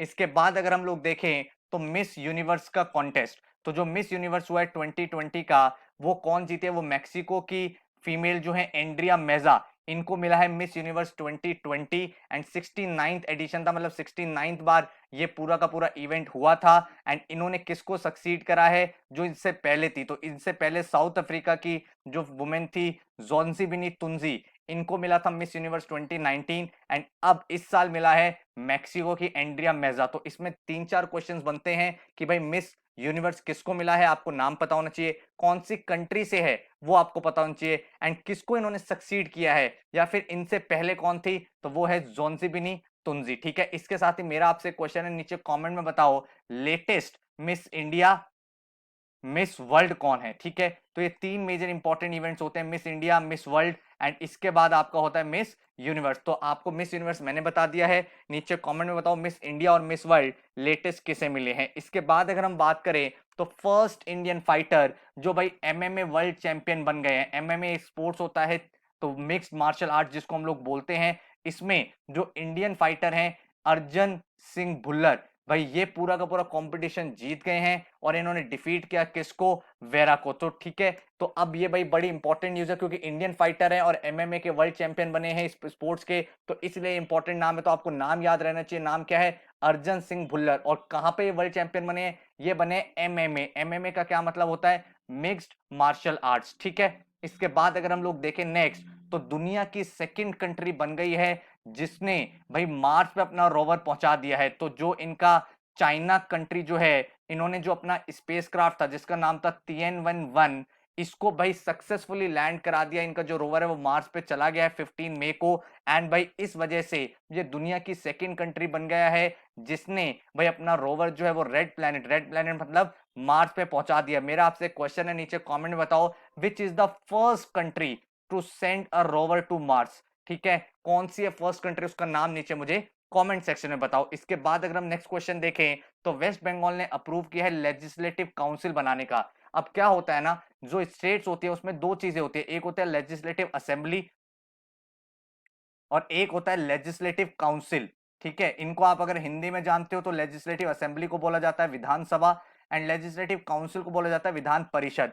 जब आप वोट देने जाते हो, जो आपका डायरेक्ट इलेक्शन होता है, वो तो लेजिस्लेटिव असेंबली के इलेक्शंस होते हैं जिस भी स्टेट में इलेक्शन होते हैं। इसके साथ ही कुछ लोग इलेक्ट होके लेजिस्लेटिव काउंसिल में जाते हैं। जैसे एक तरह से आप ऐसा समझ सकते हो कि कंट्री के लेवल पे जैसे लोकसभा और राज्यसभा होती है, लोकसभा में आप खुद वोट करके लोगों को वहां भेजते हो और राज्यसभा में लोग जो होते हैं वो आते हैं डिफरेंट डिफरेंट अपॉइंटमेंट से, डिफरेंट डिफरेंट इलेक्शन प्रोसेस से। और इसी तरह से स्टेट्स में भी लेजिस्लेटिव असेंबली और काउंसिल होती है। तो सारी स्टेट्स में काउंसिल नहीं होती, असेंबली तो सब में होती है बिकॉज इलेक्शन सब में होते हैं, काउंसिल वही होती है जहां रिक्वायर्ड होता है। तो वेस्ट बंगाल ने अप्रूव किया है कि लेजिस्लेटिव काउंसिल भी हम सेटअप करेंगे, विधान परिषद भी हम सेटअप करेंगे, क्योंकि भाई ये इन्होंने जब इलेक्शन हुए थे तो ये प्रॉमिस किया था कि हम लोग भाई इसका पूरा का पूरा अप्रूवल करेंगे। तो अब लेजिस्लेटिव असेंबली और लेजिस्लेटिव काउंसिल दोनों होंगी वेस्ट बंगाल में। मेरा आपसे क्वेश्चन है कि कितने स्टेट्स में, इंडिया में कितने स्टेट्स करेंटली है जहां पे लेजिस्लेटिव असेंबली के साथ लेजिस्लेटिव काउंसिल भी है। ठीक है, बहुत ज्यादा स्टेट्स नहीं है, तो नीचे कमेंट में बताओ कौन कौन से स्टेट्स में लेजिस्लेटिव असेंबली एंड काउंसिल दोनों है। इसके बाद अगर हम लोग बात करें तो फर्स्ट पर्सन फ्रॉम इंडिया जिन्होंने बहुत ही ज्यादा प्रेस्टिजियस शेख जायद बुक अवार्ड जीता है, ठीक है, पहली बार ऐसा हुआ किसी इंडियन को मिला है, तो उनका नाम क्या है, डॉक्टर ताहिरा कुतुबुद्दीन। तो इन्होंने जो है she has become the first person to win the prestigious award. और किस बुक के लिए इनको मिला है, जो इन्होंने बुक लिखी है अरेबिक ओरेशन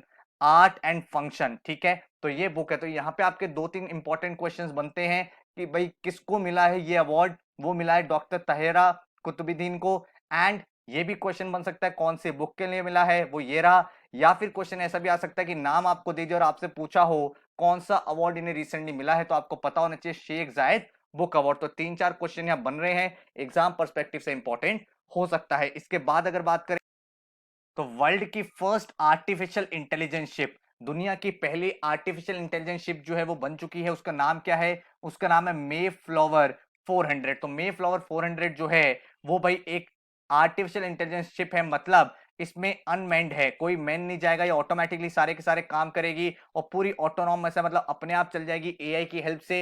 एंड इस तरह से जो इसका काम है ये कंप्लीट कर पाएगी। तो आपको नाम पता होना चाहिए, क्या नाम है, मे फ्लावर 400। ठीक है, और ये किन लोगों ने बनाई है, ये रिसर्चर्स ने बनाई है इन कोलैबोरेशन विद आईबीएम। ठीक है, तो यहाँ पे भाई हमें क्या पता चल रहा है, Abhimanyu Mishra become the youngest chess GM. GM होता है ग्रैंड मास्टर। तो अभिमन्यु मिश्रा जो है इंडियन ओरिजिन है और एट द एज ऑफ 12 ये यंगेस्ट चेस के ग्रैंड मास्टर बन गए पूरी वर्ल्ड के। और इन्होंने रिकॉर्ड को ब्रेक किया है, इससे पहले रशिया के जो ग्रैंड मास्टर थे सर्गी कारजाकिन, ये थे 2002 में, और अभिमन्यु मिश्रा जो है he is just 12 years 4 months and 25 days old. तो भाई ये इंपॉर्टेंट है कि यंगेस्ट चेस ग्रैंड मास्टर बने तो आपको नाम पता होना चाहिए, अभिमन्यु मिश्रा। इसके बाद अगर हम बात करें तो इंडिया को 64 बिलियन डॉलर्स का एफडीआई मिला है 2020 में। तो एफडीआई का मतलब क्या होता है?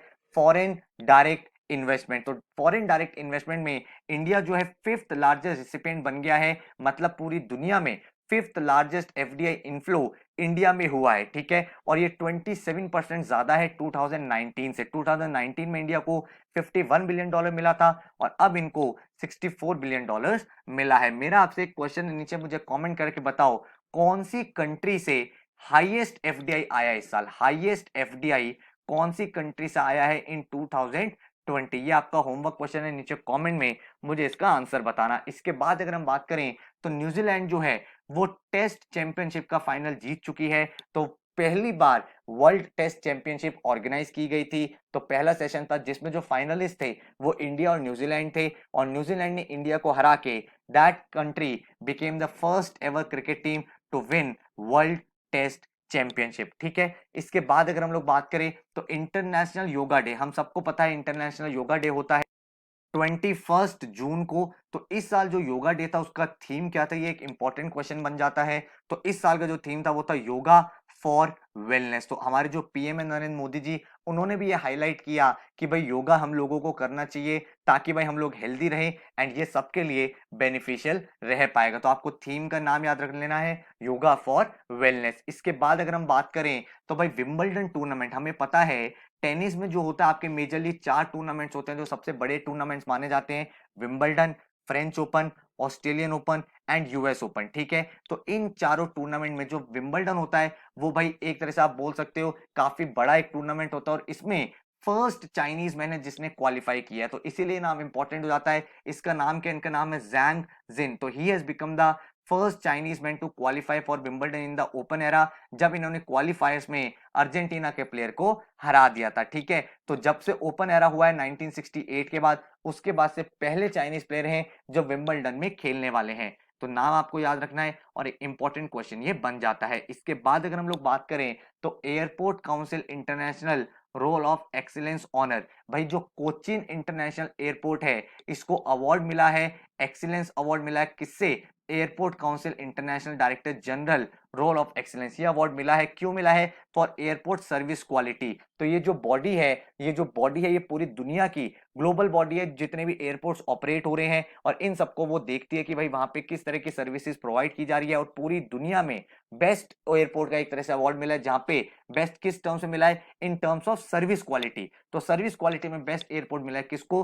कोचिन इंटरनेशनल एयरपोर्ट को। इसके बाद अगर हम बात करें तो वर्ल्ड की पहली वुडन सैटेलाइट जो है वो 2021 में लॉन्च होगी। तो पूरी की पूरी वुड की एक सैटेलाइट बनाई गई है, और इसको किसने बनाया है? उसको बनाया है आर्टिक एस्ट्रोनॉटिक्स ने, जो एक फिनलैंड की कंपनी है, ठीक है। और इस सैटेलाइट का नाम क्या है? इस सैटेलाइट का नाम है वीसा वुडसेट। तो इसको लॉन्च करा जाएगा 2021 में, और इसका ऑब्जेक्टिव क्या है? ये देखा जाएगा कि भाई स्पेस में जो वुड है वो किस तरह से रिएक्ट कर रही है हीट में, एयर में, वाटर में, ताकि फ्यूचर में ये देखा जाए कि वुड का क्या यूज हम ज्यादा कर सकते हैं स्पेस में या फिर नहीं कर सकते। तो यहां से इंपॉर्टेंट क्वेश्चन है कि भाई कौन सी सैटेलाइट है? वुड की सैटेलाइट है। किसने बनाया? आर्टिक एस्ट्रोनॉटिक्स ने। कहां की कंपनी है? फिनलैंड की कंपनी है। और उसके बाद उस सैटेलाइट का नाम क्या है? वीजा वुडसेट, ठीक है। इसके बाद अगर हम बात करें तो माइक्रोसॉफ्ट ने जो सीईओ है सत्या नडेला, उनको चेयरमैन भी बना दिया। भाई एक कंपनी की सबसे बड़ी दो प्रोफाइल्स होती हैं, सीईओ एंड चेयरमैन। 2014 में सबसे पहले ये सीईओ बने थे इंडियन ओरिजिन है सत्या नडेला, एंड अभी रिसेंटली अनाउंस किया गया है कि माइक्रोसॉफ्ट ने जो चेयरमैन है उसको भी रिप्लेस करके सत्या नडेला को ही बना दिया गया है। तो क्वेश्चन यहाँ पे ये आ सकता है कि कौन बने चेयरमैन? सत्या नडेला बने। किसको रिप्लेस किया? रिप्लेस किया जॉन थॉमसन को। तो जॉन थॉमसन इससे पहले चेयरमैन थे कंपनी के, अब Satya Nadella chairman and CEO दोनों है, ठीक है। इसके बाद अगर हम बात करें तो वर्ल्ड कॉम्पिटिटिव इंडेक्स, तो वर्ल्ड कॉम्पिटिटिव इंडेक्स 2021 रिलीज हो गया है, जिसमें इंडिया की जो रैंक है वो 43 है, ठीक है। और जो टॉप पे कंट्री है वो कौन सी है, वो है Switzerland, followed by Sweden at the second spot. देखो जितने भी आपके इंडेक्स होते हैं, चाहे वर्ल्ड कॉम्पिटिटिव इंडेक्स हो, चाहे फिर वर्ल्ड इनोवेशन इंडेक्स हो, ह्यूमन डेवलपमेंट इंडेक्स हो, इसमें दो चीजें अपने एग्जाम के पॉइंट ऑफ व्यू से हमेशा ध्यान रखना कि इंडिया की रैंक क्या है लेटेस्ट, जो भी आपका एग्जाम आ रहा है उसमें इंडिया की रैंक लेटेस्ट क्या है, एंड उस पर्टिकुलर इंडेक्स में टॉप किसने किया है। तो ये दो चीजें अगर आपको पता है तो काफी सारे डायरेक्ट क्वेश्चन यहां से एग्जाम में देखने को मिल सकते हैं। इसके बाद अगर हम बात करें तो यूनाइटेड नेशन के जो सेक्रेटरी जनरल है वो भाई फिर से रीअपॉइंट हो गए हैं, जो करंट सेक्रेटरी जनरल है एंटोनियो गोटरेस, तो ये जो है इनको सेकंड टर्म के लिए इलेक्ट किया गया है फिर से, एंड ये अब वापस से नेक्स्ट 5 इयर्स के लिए यूएन के एक तरह से हेड रहेंगे। तो 2017 से ये हेड है, इनको नेक्स्ट 5 इयर्स के लिए फिर से सेलेक्ट कर लिया गया है, ठीक है। इसके बाद अगर हम देखें तो नेशनल ह्यूमन राइट्स कमीशन, जिसको हम एनएचआरसी भी बोलते हैं, तो एनएचआरसी के नए चेयरमैन बने हैं कौन, अरुण कुमार मिश्रा। तो अरुण कुमार मिश्रा जो है वो रिटायर्ड जस्टिस हैं और वो अब मैनेज करेंगे पूरा का पूरा ह्यूमन राइट्स कमीशन को। तो आपसे नाम पूछा जा सकता है, ये भी पूछा जा सकता है कि अरुण कुमार मिश्रा रिसेंटली किसके चेयरमैन बने, तो आपको पता होना चाहिए एनएचआरसी, ठीक है। इसके बाद अगर हम नेक्स्ट देखें, फर्स्ट कंट्री जिसने भाई बिटकॉइन को एक लीगल टेंडर बना दिया। भाई देखो बिटकॉइन जो एक क्रिप्टो करेंसी है, तो सारी की सारी कंट्रीज अभी उसको अंडरस्टैंड कर रही है, लेकिन एक कंट्री ने बोला है कि भाई हम इसको लीगल टेंडर का स्टेटस दे रहे हैं, मतलब बिटकॉइन को आप डे टू डे लाइफ में यूज कर सकते हो। तो वो कंट्री कौन सी है, वो कंट्री एल सेल्वाडोर। तो ये बहुत इंपॉर्टेंट क्वेश्चन बन जाता है कि दुनिया की पहली कौन सी कंट्री है जिसने भाई बिटकॉइन को एक लीगल टेंडर का स्टेटस दे दिया है, ठीक है। तो एल सेल्वाडोर वो कंट्री है और इन्होंने भाई बिल अप्रूव कर दिया है, और बिल अप्रूव होने के बाद ये एक तरह से नॉर्मल करेंसी की तरह उस कंट्री में यूज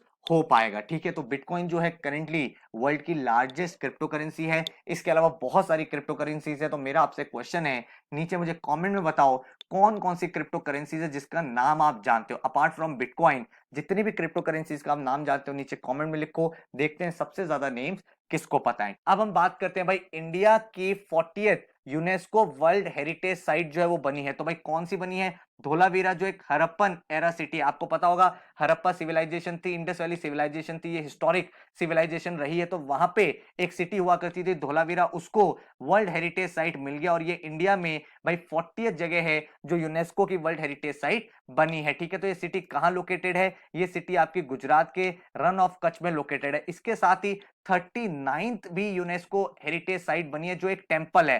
तो आपका मेरा क्वेश्चन है, आप कमेंट में मुझे बताओगे कौन सा टेंपल है जिसको 39th वो यूनेस्को का वर्ल्ड हेरिटेज प्लेस बना है, ठीक है। इसके बाद अगर मैं आपसे बात करूं, Lovlina becomes first Assamese women to win Olympic medal. भाई टोक्यो ओलंपिक्स में जो लवलीना है वो फर्स्ट वुमन बनी है असम से, एंड थर्ड बॉक्सर बनी है आफ्टर मैरी कॉम एंड विजेंदर सिंह, जिन्होंने एक ओलंपिक मेडल को जीता है। तो बहुत बड़ी अचीवमेंट है और हम लोग भाई इनको कॉन्ग्रेचुलेट करते हैं। इसके बाद अगर हम लोग बात करें तो सऊदी अरेबिया जो है उन्होंने भाई वुमेन को अलाउ कर दिया है कि वो हज को अटेंड कर सकते हैं विदाउट एनी मेल गार्जियन। पहले क्या होता था, कोई ब्रदर, हस्बैंड, फादर कोई ना कोई होना चाहिए, लेकिन सऊदी अरेबिया ने ये रिक्वायरमेंट को हटा दिया है और अब जो वुमेन है वो सोलली भी हज को अटेंड कर सकती है। तो इस स्टेप को काफी ज्यादा प्रेस किया गया एंड बोला गया कि सऊदी अरेबिया ने पहले भी कुछ कुछ स्टेप्स लिए हैं और इस स्टेप के साथ वो वुमेन एम्पावरमेंट को और ज्यादा बेटर कर रहे हैं। इसके बाद अगर हम लोग बात करें तो ओलंपिक्स के वेन्यू हमें पता है 2021 के जो ओलंपिक्स हैं वो टोक्यो में हुए हैं, राइट। अब आपसे क्वेश्चन एग्जाम में ये पूछा जा सकता है कि आने वाले जो ओलंपिक्स है वो कहां होंगे। तो देखो जो हमारे टोक्यो वाले ओलंपिक्स हुए हैं उनको बोला गया समर ओलंपिक्स, ठीक है। ये समर ओलंपिक्स जो होते हैं वो मेजर ओलंपिक्स होते हैं। तो 2021 का समर ओलंपिक्स टोक्यो में हुए। इसके बाद आपके 2024 में ओलंपिक्स होंगे जो पेरिस में होंगे समर वाले, एंड देन उसके बाद 2028 वाले एलए मतलब लॉस एंजलिस में होंगे, एंड 2032 वाले ब्रिस्बेन में होंगे। तो इतने वेन्यूज आपके श्योर हो चुके हैं। और साथ में विंटर ओलंपिक्स की अगर हम बात करें तो 2022 वाले जो होंगे विंटर ओलंपिक्स वो बीजिंग में होंगे, एंड 2026 वाले जो हैं वो मिलान में होंगे। तो ये आपके लिए इतना ज्यादा इंपॉर्टेंट नहीं है, बट समर ओलंपिक्स के वेन्यू बहुत ज्यादा इंपॉर्टेंट आपके लिए रहते हैं। इसके बाद अगर हम लोग बात करें तो parade of Nations eight Olympics opening ceremony, because यार इस साल ओलंपिक्स एक बहुत बड़ा इवेंट हुआ है, तो इससे रिलेटेड हमें कुछ ना कुछ क्वेश्चंस एग्जाम में देखने को मिल सकते हैं। तो अगर आपको पता हो ओलंपिक्स की जो ओपनिंग सेरेमनी होती है उसमें भाई परेड ऑफ नेशंस निकलती है, जो भी नेशंस पार्टिसिपेट करते हैं वो एक परेड में जाते हैं। तो यहाँ पे आपको ये पता होना चाहिए कि इस परेड का ऑर्डर क्या रहता है। तो हमेशा इस परेड में जो ग्रीस कंट्री है वो पहला नेशन होता है, वो एक तरह से आप बोल सकते हो लीड करता है, सबसे आगे होता है परेड ऑफ नेशंस में। क्यों? क्योंकि भाई उसने एशियंट ओलंपिक्स और मॉडर्न ओलंपिक्स दोनों को पहली बार होस्ट किया था। इसके बाद जो होस्ट नेशन होता है वो हमेशा लास्ट होता है पूरी की पूरी परेड में। तो जो भी कंट्री उस साल पूरे ओलंपिक्स को होस्ट कर रही है वो हमेशा लास्ट में आती है। तो इस साल के जो ओलंपिक्स हुए थे उसमें जापान में हुए थे, तो जापान ने परेड एंड की थी। और सेकंड लास्ट कौन होता है? सेकंड लास्ट होता है जो उसके बाद होस्ट करने वाला है, जो फ्रांस है। एंड उसके बाद जो होस्ट करने वाला है वो थर्ड लास्ट होता है, which is US Los Angeles, जो मैंने अभी आपको यहां पे वेन्यूज बताए थे। इसके बाद अगर हम लोग बात करें तो विंबलडन का टूर्नामेंट ओवर हो चुका है। देखो एक बात ध्यान रखना, एग्जामिनेशन पर्सपेक्टिव से मैंने बहुत बार बताया है कि टेनिस टूर्नामेंट्स काफी ज्यादा इंपॉर्टेंट रहते हैं। तो जो भी आपका एग्जाम है उससे पहले देख लेना जो टेनिस के मेजर 4 टूर्नामेंट्स होते हैं, जिसमें एक आपका होता है विंबलडन, एक आपका होता है ऑस्ट्रेलियन ओपन, एक आपका होता है फ्रेंच ओपन एंड एक आपका होता है यूएस ओपन। तो ये चारों के चारों टूर्नामेंट्स के मेल और फीमेल सिंगल्स और डबल्स में कौन कौन विनर रहे हैं ये काफी ज्यादा इंपॉर्टेंट रहता है। तो 2021 विंबलडन की बात करें तो जोकोविच ने जीत लिया है ये टूर्नामेंट। एंड इसके साथ ही भाई जोकोविच जो है इस विंबलडन को जीतने के बाद रॉजर फेडरर और राफेल नडाल के टैली को इक्वल कर दिया 20 ग्रैंड स्लैम्स के। ठीक है, इसके बाद अगर हम लोग बात करें तो यूरो कप 2020, तो यूरो कप 2020 जो हुआ था उसको 1968 के बाद पहली बार इटली ने जीता। तो जो यूरो कप होता है ये एक यूरोपियन चैंपियनशिप होती है और इस चैंपियनशिप को इटली ने जीत लिया है। ठीक है, और इस पूरे टूर्नामेंट का प्लेयर ऑफ द टूर्नामेंट किसे क्या गया है? जो इटली के गोलकीपर रहे गियालुइगी डोनारुमा। ठीक है, तो इनको मिला है प्लेयर ऑफ द टूर्नामेंट। तो काफी बड़ा एक इवेंट रहता है, तो ये आपको भाई पता होना चाहिए कौन जीता and player of the tournament किसे मिला है। इसके बाद अगर हम बात करें तो इंडिया जो है वो होस्ट करेगा बैडमिंटन चैंपियनशिप 2026 की। तो वर्ल्ड फेडरेशन जो है बैडमिंटन की, वर्ल्ड फेडरेशन उन्होंने बोला है कि 2026 में जो पूरे वर्ल्ड की बैडमिंटन चैंपियनशिप होगी वो इंडिया में होगी।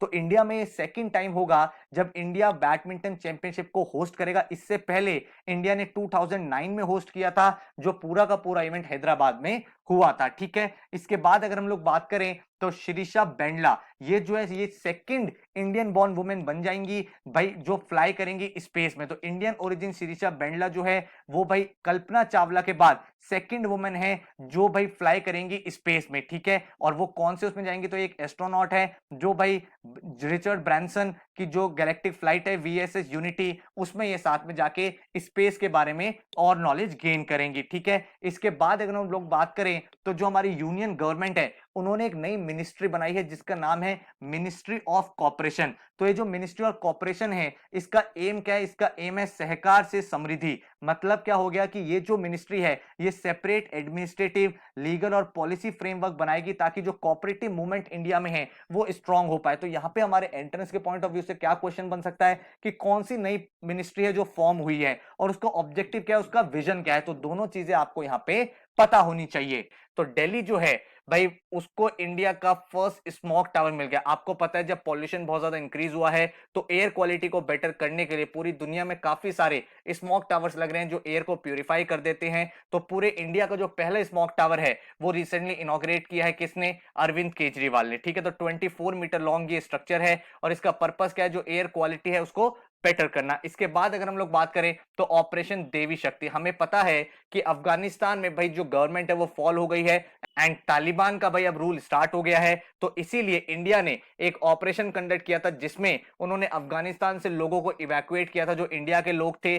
ठीक है, तो उस पूरे ऑपरेशन का नाम क्या रखा गया? उस पूरे ऑपरेशन का नाम रखा गया ऑपरेशन देवी शक्ति। एग्जाम में पूछा जा सकता है कि ऑपरेशन देवी शक्ति किससे रिलेटेड है, तो आपका आंसर हो जाएगा अफगानिस्तान में जो इवैक्यूएशन हुआ था। या फिर आपसे वाइसा वर्सा क्वेश्चन पूछा जा सकता है कि जो अफगानिस्तान में पूरा का पूरा भाई इवैक्यूएशन हुआ था जिसमें लोगों को इवैक्यूएट करके अपने घर तक लाया गया था, उस मिशन का नाम क्या है? तो आंसर क्या हो जाएगा? ऑपरेशन देवी शक्ति। इसके बाद अगर हम लोग बात करें तो second most attractive manufacturing hub, पूरी दुनिया में भाई बहुत सारे मैन्युफैक्चरिंग हब है। एक आपका इंडेक्स निकलता है जिस इंडेक्स का नाम है ग्लोबल मैन्युफैक्चरिंग रिस्क इंडेक्स। उसके हिसाब से पूरी दुनिया की जो सबसे अट्रैक्टिव मैन्युफैक्चरिंग डेस्टिनेशन है वो चाइना है और इस साल इंडिया जो है वो सेकंड पे आ गया है। लास्ट ईयर इंडिया थर्ड पे था, यूएस सेकंड पे था, बट इस साल भाई इंडिया सेकंड पोजीशन पे आ गया। मतलब पूरी दुनिया में अगर किसी को मैन्युफैक्चरिंग कंपनी लगानी है तो उसमें इंडिया नंबर 2 पे है, यूएस आपका नंबर 3 पे है। इसके बाद अगर हम लोग बात करें तो 111th बर्थ एनिवर्सरी, भाई मदर टेरेसा की जो बर्थ एनिवर्सरी है वो 111 बर्थ एनिवर्सरी आई थी कब? अगस्त 26 2021 में। हम सबको पता है कि मदर टेरेसा ने काफी ज्यादा काम किया था, जो अंडर प्रिविलेज लोग थे, जो पुअर लोग थे, उनकी डेवलपमेंट के लिए, उनके अपलिफ्टमेंट के लिए, इसीलिए इनकी बर्थ एनिवर्सरी को सेलिब्रेट किया जाता है। इसके बाद अगर मैं बात करूं तो टोक्यो पैरालंपिक्स जो हुए हैं उसमें भाई फ्लैग बियरर कौन है? फ्लैग बियरर वो होते हैं जब भाई ओलंपिक्स स्टार्ट होते हैं तो एक इंसान लीड कर रहा होता है, अपने पूरे के पूरे जो उनके लोग होते हैं, सपोर्ट सिस्टम होता है, अदर प्लेयर्स होता है। तो इस साल जो भाई हमारे फ्लैग बियरर रहे हैं वो जेवलिन थ्रोवर टेक चंद रहे हैं, जिन्होंने भाई टोक्यो पैरालंपिक्स 2020 में इंडिया को वहां पे लीड किया है। इसके बाद अगर मैं बात करूं तो first women chief justice of India, तो हमारे जुडिशरी सिस्टम में एक बहुत ही हिस्टोरिक डिसीजन लिया गया है, जिसमें 3 वुमेन जो है भाई उनको सुप्रीम कोर्ट का जजेस बनाया गया है, जिसका मतलब ये है इन तीनों में से जो एक जज हैं वो भाई चीफ जस्टिस ऑफ इंडिया बनेगी। कौन? Justice B V Nagarathna. ठीक है, तो ये सीजीआई बन जाएगी इंडिया की 2027 में। तो 2027 में सीनियोरिटी के अकॉर्डिंग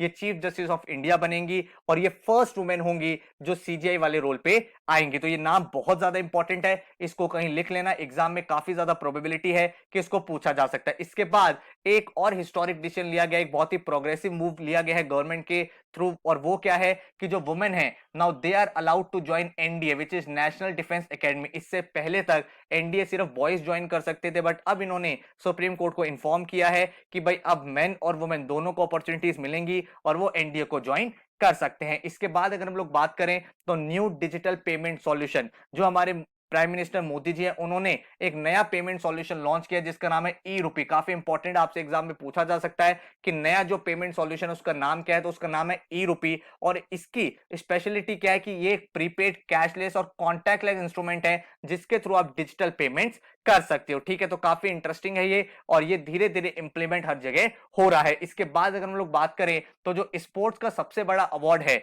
जिसको बोला जाता है राजीव गांधी खेल रत्न अवार्ड, इसको रीनेम कर दिया गया और इस अवार्ड का नाम अब से हो जाएगा ध्यानचंद खेल रत्न अवार्ड। ध्यानचंद है वो इंडिया के one of the best hockey players रहे हैं, रादर देन पूरे वर्ल्ड के one of the best hockey player रहे हैं, और इन्होंने हॉकी में बहुत ज्यादा कंट्रीब्यूशन किया है। तो इनको एक तरह से आप बोल सकते हो ट्रिब्यूट देने के लिए हमने इस अवार्ड का नाम चेंज करके अब ध्यानचंद खेल रत्न अवार्ड कर दिया। और ध्यान रखना ये जो अवार्ड है ये स्पोर्ट्स का हाईएस्ट अवार्ड माना जाता है। इसके बाद अगर हम लोग बात करें तो India first indigenous aircraft carrier, तो इसका नाम आपसे एग्जाम में पूछा जा सकता है क्योंकि इसके ट्रायल्स अभी बिगिन हुए हैं। तो भाई आईएनएस विक्रांत इसका नाम है, जो इंडिया का पहला इंडिजीनियस एयरक्राफ्ट कैरियर है। मतलब ये पूरा का पूरा जो वॉरशिप है ये इंडिया में बनाया गया है और इसीलिए ये काफी ज्यादा इंपॉर्टेंट नाम हो जाता है। तो नाम याद रखना आईएनएस विक्रांत। इसके बाद अगर हम लोग बात करें तो जो ओलंपिक्स 2020 हुए थे टोक्यो वाले, उसमें पीवी सिंधु फर्स्ट वुमेन बन गई जिन्होंने 2 इंडिविजुअल ओलंपिक मेडल जीते हैं। ठीक है, इंडिविजुअल इसलिए इंपॉर्टेंट है क्योंकि भाई हॉकी में हमने बहुत सारे मेडल जीते हैं बट वो एक टीम एफर्ट है,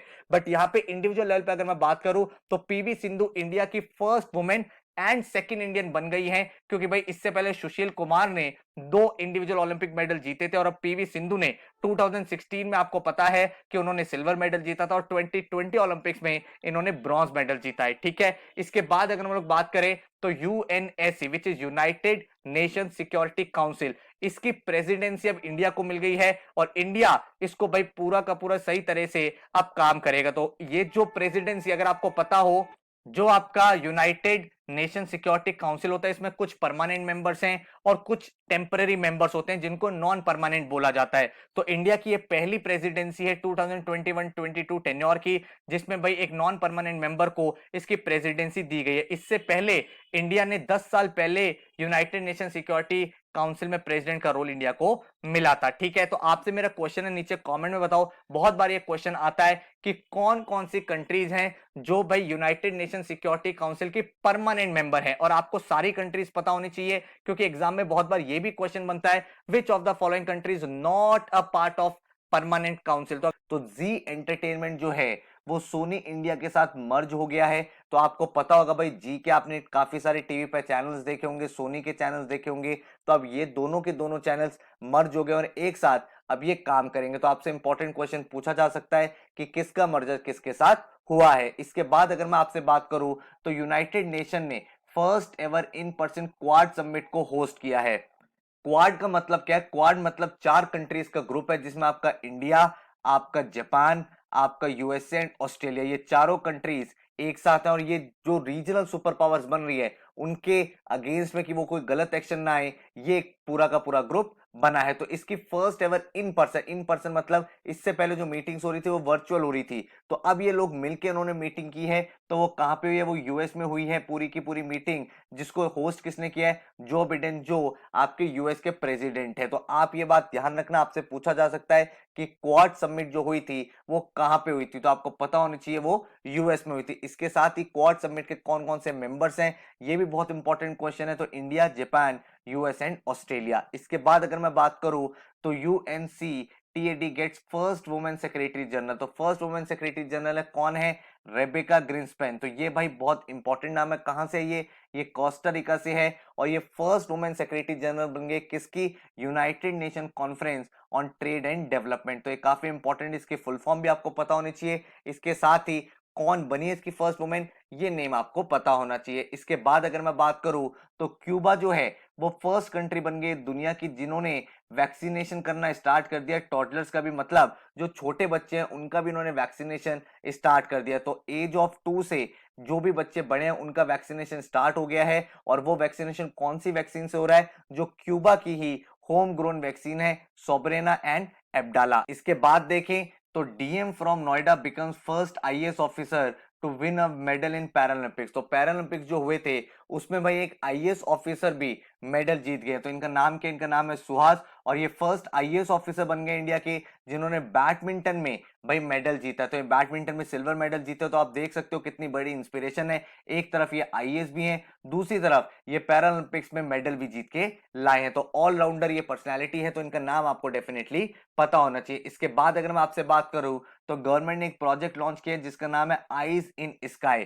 तो ये जो प्रोजेक्ट है इसका मेन पर्पस क्या है? इसका मेन पर्पस है कि भाई ये एयरक्राफ्ट बनाएंगे जो आपके आईएफ मतलब इंडियन एयरफोर्स में काफी ज्यादा काम आएंगे। और ये कहां पे काम आएंगे? जो चाइना और पाकिस्तान के बॉर्डर से। तो आपको पता होना चाहिए इस प्रोजेक्ट का नाम क्या है। तो इस प्रोजेक्ट का नाम है आईज इन स्काई। इसके बाद अगर हम लोग बात करें तो लद्दाख में वर्ल्ड की हाईएस्ट मोटरेबल रोड बनी है। और इस रोड को जो कनेक्ट किया जा रहा है ले टू पैंगोंग लेक तक कनेक्ट किया गया है। और ये वर्ल्ड्स हाईएस्ट मोटरेबल रोड है। और कितनी हाइट पे है ये आप देख सकते हो 18,600 फीट की ये हाइट पे। और इस रोड को बनाया किसने है? इस रोड को बनाया इंडियन आर्मी ने। ठीक है, तो ये बहुत ही इंपॉर्टेंट क्वेश्चन है क्योंकि भाई दुनिया की हाईएस्ट रोड ये बन चुकी है।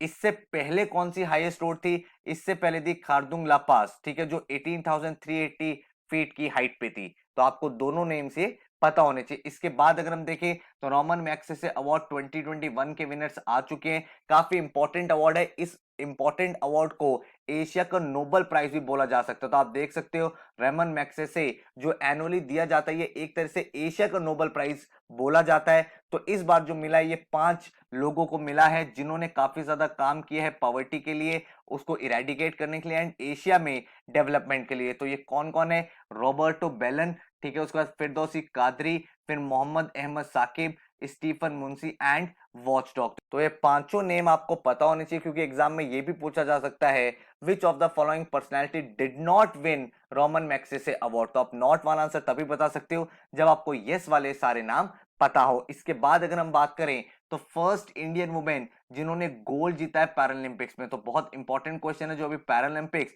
हुए हैं उसमें जो आपकी इंडियन है अवनी लेखारा, इन्होंने भाई हिस्ट्री बना दी है क्योंकि ये फर्स्ट इंडियन वुमेन बन गई है जिन्होंने गोल्ड मेडल इस पैरालंपिक्स में जीता है। ठीक है, तो काफी इंपॉर्टेंट नाम है, इसको आप लिख लेना, आपसे ये एग्जाम में कहीं ना कहीं पूछा जा सकता है। इसके बाद अगर मैं बात करूं तो एमी अवार्ड्स 2020, एमी अवार्ड जो होते हैं ये आप एक तरह से देख सकते हो, जैसे आपने देखा है मूवीज के लिए जो अवार्ड मिलते हैं उन अवार्ड को क्या बोला जाता है? उनको बोला जाता है ऑस्कर। इसी तरह से जो भी टेलीविजन शोज होते हैं उनके लिए जो हाईएस्ट अवार्ड होता है वो होता है एमी अवार्ड्स। ठीक है, आपसे मेरा एक क्वेश्चन है, नीचे कमेंट बताओ म्यूजिक के लिए हाईएस्ट अवार्ड कौन सा होता है एंड इसके साथ ही थिएटर के लिए हाईएस्ट अवार्ड कौन सा होता है। देखते हैं किसको ये दोनों क्वेश्चन पता है। म्यूजिक का तो काफी सारे लोगों को पता होगा, थिएटर के लिए पूरे वर्ल्ड में हाईएस्ट अवार्ड कौन सा दिया जाता है ये आपको बताना है। तो एमी अवार्ड जो इस बार मिला है उसमें जो आउटस्टैंडिंग ड्रामा सीरीज है उसमें जो विनर है वो है द क्राउन। उसके बाद आउटस्टैंडिंग कॉमेडी सीरीज जो मिला है वो मिला है टेड लेसो को।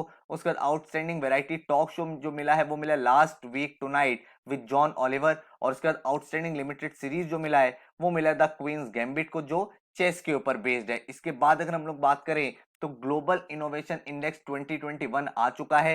ये इंडेक्स ये बताता है कि जो कंट्रीज है उसमें कितने लेवल पे इनोवेशन हो रहा है। तो इंडिया की जो रैंक है वो काफी ज्यादा इंप्रूव हुई है। 2015 में आप देख सकते हो 81 थी, और अब जो लेटेस्ट इंडेक्स आया है उसमें जो इंडिया की रैंक है वो 46 है। और अगर आप टॉप कंट्रीज देखना चाहते हो तो नंबर 1 पे है स्विट्जरलैंड, नंबर 2 पे है स्वीडन, नंबर 3 पे है यूएसए, नंबर 4 पे यूके एंड नंबर 5 पे रिपब्लिक ऑफ कोरिया। जितनी भी रैंकिंग्स होती हैं उसमें आपको दो चीजें इंपॉर्टेंट समझनी होती है कि टॉप पे कौन है और इंडिया की रैंक उसमें क्या है। तो ये दोनों से ज्यादातर क्वेश्चन आपके एग्जाम में बनते हैं। इसके बाद अगर हम लोग बात करें तो ओल्डेस्ट फुटप्रिंट्स ऑफ ह्यूमंस मिले हैं नॉर्थ अमेरिका में।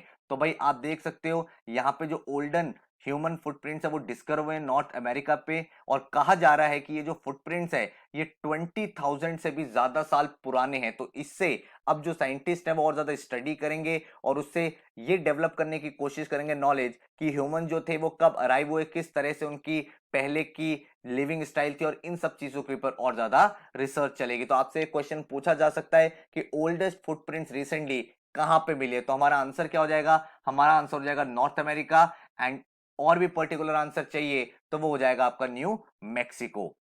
उसके बाद अगर मैं बात करूं तो फर्स्ट प्राइवेट कंपनी जिसने भाई मैन्युफैक्चर करने वाला है मिलिट्री एयरक्राफ्ट इन इंडिया, तो 24 सितंबर 2021 को एक कॉन्ट्रैक्ट साइन हुआ है जिसमें भाई पहली बार ऐसा होगा कि एक मिलिट्री एयरक्राफ्ट जो है वो पूरा का पूरा इंडिया में मैन्युफैक्चर होगा, एक प्राइवेट कंपनी, और उसका नाम क्या है? Tata advance system. ठीक है, तो ये बहुत ही एक हिस्टोरिक मूव है। अब जो आपके मिलिट्री एयरक्राफ्ट है वो भी प्राइवेट कंपनीज बना सकती हैं, और जो पहला प्राइवेट कंपनी बन रहा है जो एक मिलिट्री एयरक्राफ्ट बनाएगा वो नन अदर देन टाटा है। तो टाटा एडवांस सिस्टम्स को ये रिस्पॉन्सिबिलिटी दी गई है और अब यहां पे एक नया रोल स्टार्ट होगा टाटा का।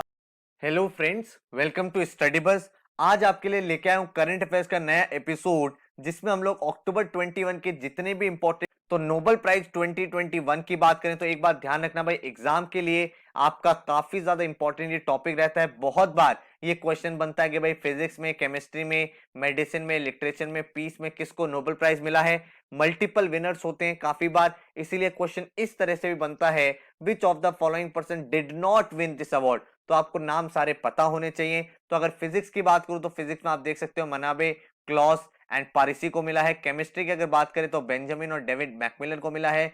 और मेडिसिन की अगर बात करें तो डेविड जूलियस और आर्डम। लिटरेचर की अगर बात करें तो गुरना को मिला है। एंड पीस में मिला है मारिया रेसा एंड मुरातोव को। तो ये लोग रहे हैं जिनको नोबेल प्राइज मिला है।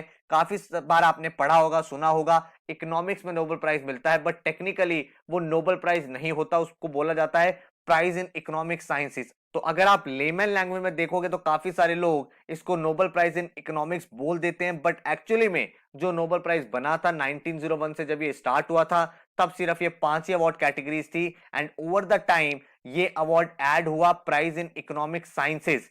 एंड ये अवार्ड जो है ये मेमोरी ऑफ अल्फ्रेड नोबेल में दिया जाता है, और इसको नोबेल प्राइज के साथ इसलिए रखा जाता है बिकॉज इसका जो पैरामीटर होता है, जो प्रिंसिपल होता है, वो बिल्कुल नोबेल प्राइज जैसा होता है। ठीक है, तो अब अगर मैं आपसे बात करूं कि इस साल किसको मिला है ये अवार्ड, तो वो मिला David card, Joshua and immense को। तो 3 लोगों को ज्वाइंटली अवार्ड मिला है, तो आपको ये नाम भी पता होना चाहिए। इसके बाद अगर हम बात करें तो पीएम मोदी ने आयुष्मान भारत डिजिटल मिशन को लॉन्च किया है, जिसको हम लोग नेशनल डिजिटल हेल्थ मिशन भी बोलते हैं। और ये लॉन्च कब हुआ था? जब 3rd एनिवर्सरी थी किसकी? आयुष्मान भारत प्रधानमंत्री जन आरोग्य योजना। तो आपसे पूछा जा सकता है कि भाई कौन सी वो मिशन है, कौन सी वो पॉलिसी है जो गवर्नमेंट ने लॉन्च की है, जिसमें उनका जो पर्पस है वो ये है कि जितने भी आपके हेल्थ रिकॉर्ड्स हैं वो डिजिटल आ जाएं, ताकि भाई कल को आप कहीं पे भी जाओ तो विद इन 1 क्लिक आप सारा का सारा अपना मेडिकल हिस्ट्री निकाल सको। इसके बाद अगर हम लोग बात करें तो लेविस हैमिल्टन जो है वो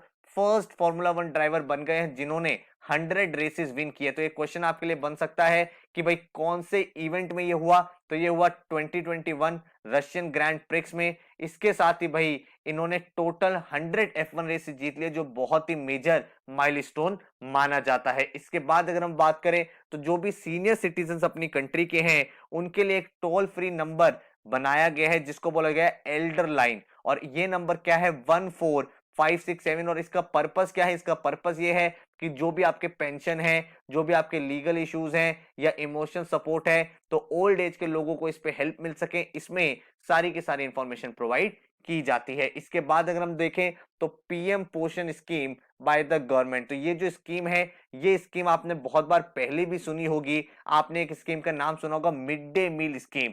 तो मिड डे मील स्कीम जो है उसका नाम अब चेंज हो गया है और वो नाम है पीएम पोषण स्कीम। तो आपसे एग्जाम में ये पूछा जा सकता है कि मिड डे मील स्कीम का नया नाम क्या है, या फिर पीएम पोषण स्कीम कौन सी स्कीम का ही नया नाम है। तो आपको ये पता होना चाहिए। और इसका ऑब्जेक्टिव क्या है? इसका ऑब्जेक्टिव होता है कि भाई वन टाइम मील आपको प्रोवाइड करनी है जो भी स्कूल्स होते हैं क्लास 1 से लेके 8 तक, एंड अच्छा फूड उनको हमें देना है, जिससे जो डेवलपमेंट है, जो नरिशमेंट है, वो प्रॉपर तरीके से हो पाए। इसके बाद अगर हम बात करें तो जो भाई रजनीकांत है उनको दादा साहिब फाल्के अवार्ड मिला है, one of the highest award ये माना जाता है। और 67th नेशनल अवार्ड सेरेमनी में इनको ये अवार्ड दिया गया था। और ये अवार्ड दिया किसने था? जो हमारे वाइस प्रेसिडेंट है वेंकैया नायडू, उन्होंने दिया था। और रजनीकांत को क्यों मिला है? For outstanding contribution to the world of Indian cinema. इसके बाद अगर हम लोग बात करें तो आईपीएल टीम्स, हमें पता है आईपीएल एक बहुत बड़ी लीग है पूरी दुनिया में, one of the biggest cricket league ये मानी जाती है। और इसमें अभी तक 8 टीम्स होती थी जो पार्टिसिपेट करती थी, लेकिन अब क्या है, 2 नई टीम्स ऐड ऑन हो गई हैं। और कौन कौन सी वो टीम है? एक तो आपकी है लखनऊ टीम और एक आपकी है अहमदाबाद। तो ये 2 टीम से आपसे पूछा जा सकता है किस किसने इन टीम को बाय किया है। तो जो आपकी लखनऊ आईपीएल टीम है वो है आरपीएसजी ग्रुप, जो संजीव गोयन का ओन करते हैं। एंड जो आपकी अहमदाबाद वाली टीम है वो सीवीसी कैपिटल पार्टनर्स ने बाय की है। आपको ये बताना है नीचे कमेंट में कि आईपीएल 2021 का विनर कौन है और रनर अप कौन रहा। तो ये क्वेश्चन भी एग्जाम में कभी कभी बन जाता है कि आईपीएल का विनर और रनर अप कौन रहा है। इसके साथ ही सबसे ज्यादा आईपीएल कौन सी टीम ने जीता है। तो नीचे कमेंट में मुझे आप ये आंसर बताओ। अब हम नेक्स्ट देखते हैं, फेसबुक रीनेम्ड एज मेटा। तो फेसबुक जो है उन्होंने बोला है कि जो हमारी कंपनी है उसका नाम अब चेंज हो जाएगा और वो नया नाम क्या है? वो है मेटा। और इसके साथ ही भाई फेसबुक जो है एक डिफरेंट डायरेक्शन में आगे जा रहा है। वर्चुअल रियलिटी के जो कॉन्सेप्ट है उस पर वो बहुत ज्यादा फ्यूचर में काम करने वाला है। और virtual reality, virtual meetings, AR, इन सब चीजों को लिंक करके वो अपने प्रोडक्ट्स को बनाने वाले हैं। इसके बाद अगर हम लोग बात करें तो इंडियन क्रिकेट टीम जो है उनके जो नए कोच बने वो है राहुल द्रविड़। आपको पता है इससे पहले जो कोच रहे हैं वो रवि शास्त्री रहे हैं। तो रवि शास्त्री को रिप्लेस करके राहुल द्रविड़ को नया कोच बनाया गया है पूरी टीम का। और अब ये आगे देखेंगे पूरी की पूरी टीम के परफॉर्मेंस का। इसके बाद अगर मैं बात करूं तो 21 का जो बुकर प्राइज है, बुकर प्राइज दिया जाता है जो बहुत सारी बुक्स को एनालाइज किया जाता है, उनको रीड किया जाता है, उसमें से जो बेस्ट बुक होती है। तो इस बार जो बुकर प्राइज मिला है वो मिला डैमन गैलगुट को। और कौन से नोवेल के लिए मिला है? वो मिला है द प्रॉमिस नोवेल के लिए। तो आपसे पूछा जा सकता है कि इस बार का बुकर प्राइज किसको मिला है? वो मिला डैमन को। एंड कौन सी बुक के लिए? द प्रॉमिस के लिए। और इस बुक में किसके बारे में बात हो रही है? भाई जो डच सेटलर्स थे उनकी फैमिली के बारे में, किस तरह से भाई उन्होंने अपना आगे लाइफ स्पेंड किया है, इन सब के बारे में उस पर डिस्कशन हुआ है। इसके बाद अगर हम लोग बात करें तो जो एक्स प्रेसिडेंट है यूएस के डोनाल्ड ट्रंप, उन्होंने भाई अपना नया सोशल मीडिया प्लेटफॉर्म लॉन्च किया है। आपको पता होगा कि भाई पहले इनको बैन कर दिया गया था काफी सारे सोशल मीडिया प्लेटफॉर्म से। तो इन्होंने कहा भाई मैं अपना ही प्लेटफॉर्म लॉन्च करूंगा। तो इस प्लेटफॉर्म का नाम क्या है? Truth social. तो ट्रुथ सोशल करके ये अपना प्लेटफॉर्म लॉन्च कर रहे हैं। एंड इसका क्या रहेगा फीडबैक, वो जब प्लेटफॉर्म आएगा तो हम लोग यहाँ पे देख पाएंगे। इसके बाद अगर हम लोग बात करें तो रेडियो सिग्नल्स रिसीव हुए फ्रॉम आउटसाइड सोलर सिस्टम। तो जो भाई आपके लो फ्रीक्वेंसी एरे होते हैं उन्होंने पिकअप करा है कि सोलर सिस्टम के बाहर से रेडियो सिग्नल्स आए हैं, जिसकी मदद से ये देखा जा रहा है कि भाई क्या कोई और भी प्लैनेट से जहां पे लाइफ हो सकती है, या फिर वो सिग्नल क्यों आए। तो इसके ऊपर रिसर्च चल रही है। तो आपसे पूछा जा सकता है कि भाई रिसेंटली ऐसा कौन सा इवेंट हुआ है या कौन से टाइप के सिग्नल्स मिले। तो आंसर क्या हो गया? Radio signals. इसके बाद अगर हम लोग बात करें तो फर्स्ट इंडियन वुमेन रेसलर जिन्होंने सिल्वर जीता है वो कौन है? वो है अंशु मलिक। तो अंशु मलिक बन गई है फर्स्ट वुमेन सिल्वर मेडलिस्ट जिन्होंने सिल्वर मेडल जीता है। कहां पे? वर्ल्ड रेसलिंग चैंपियनशिप में। तो ये नाम आपसे पूछा जा सकता है, आपको भाई इसके नोट्स बना लेने चाहिए। इसके बाद अगर हम देखें तो हेनले पासपोर्ट इंडेक्स 2021, भाई ये जो पासपोर्ट है ये बताता है कि आपकी जो कंट्री का पासपोर्ट है वो कितना ज्यादा पावरफुल है।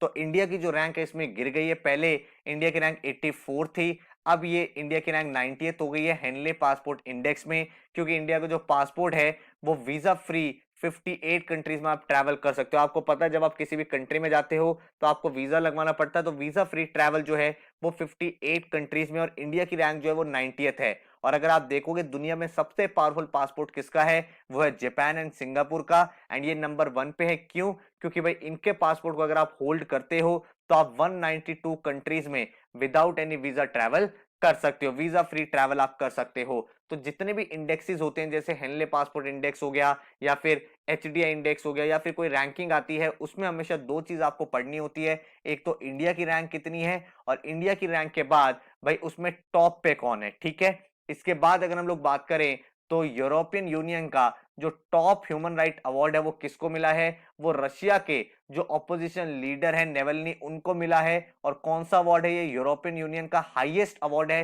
ह्यूमन राइट्स के लिए, जिसका नाम है Sakharov prize for freedom of thought. तो भाई इनको नॉमिनेट किया गया था और भी कुछ लोगों के साथ, बट फाइनली ये इस अवार्ड को जीत गए हैं। इसके बाद अगर हम लोग देखें तो जो हमारा रिजर्व बैंक ऑफ इंडिया, उनके गवर्नर जो हैं उनको रीअपॉइंट कर दिया गया है। हमें पता है कि आरबीआई के करंट गवर्नर शशिकांत दास, इनका जो टेन्योर है वो खत्म हो गया था, तो इसीलिए इनको रीअपॉइंट कर दिया गया for the term of next 3 years. And इस तरह से अब ये अपने नेक्स्ट 3 इयर्स तक भी गवर्नर आरबीआई के रहने वाले हैं। इसके बाद अगर हम लोग देखें तो first women speaker of Gujarat, तो जो सीनियर एमएलए है नीमाबेन आचार्य, ये फर्स्ट वुमेन स्पीकर बन गई है जो गुजरात असेंबली की बनी है। इससे पहले जितने भी स्पीकर्स रहे हैं वो मेल स्पीकर्स रहे हैं। तो ये क्वेश्चन भी आपसे एग्जाम में पूछा जा सकता है कि फर्स्ट वुमेन स्पीकर कौन बनी है, तो आंसर क्या हो गया, नीमाबेन आचार्य। तो आई होप आपने भाई इस पूरी की पूरी वीडियो के नोट्स बना लिए हैं, एंड ये वीडियो आपको काफी ज्यादा हेल्पफुल रही होगी। आप मुझे नीचे कमेंट सेक्शन में बता सकते हो कि आपका पूरा का पूरा रिवीजन कैसा रहा, एंड आई होप अब आप अपने एग्जाम को लेके ज्यादा कॉन्फिडेंट हो। अगर आप किसी भी कोर्स में एनरोल करना चाहते हो तो इस नंबर पे आप हमें व्हाट्सएप कर सकते हो, या फिर भाई हमारी वेबसाइट पर जाके डायरेक्ट कोर्स की डिटेल्स को चेकआउट कर सकते हो। इंस्टाग्राम चैनल जरूर फॉलो कर लेना, स्टडी बस एजुकेशन। यहाँ पे डेली बेसिस पे आपको quant, shortcut, vocabulary word, GK updates, college के नोटिफिकेशन, सब कुछ आपको मिलता रहता है जो आपके एमबीए जर्नी में काफी ज्यादा यूजफुल हो सकता है। एंड इसके साथ ही एक बात हमेशा ध्यान रखना, जो हमारा हमेशा से मोटो रहा है, that we are not going to accept defeat until we compete. So all the very best for your exams. Take care. Good luck.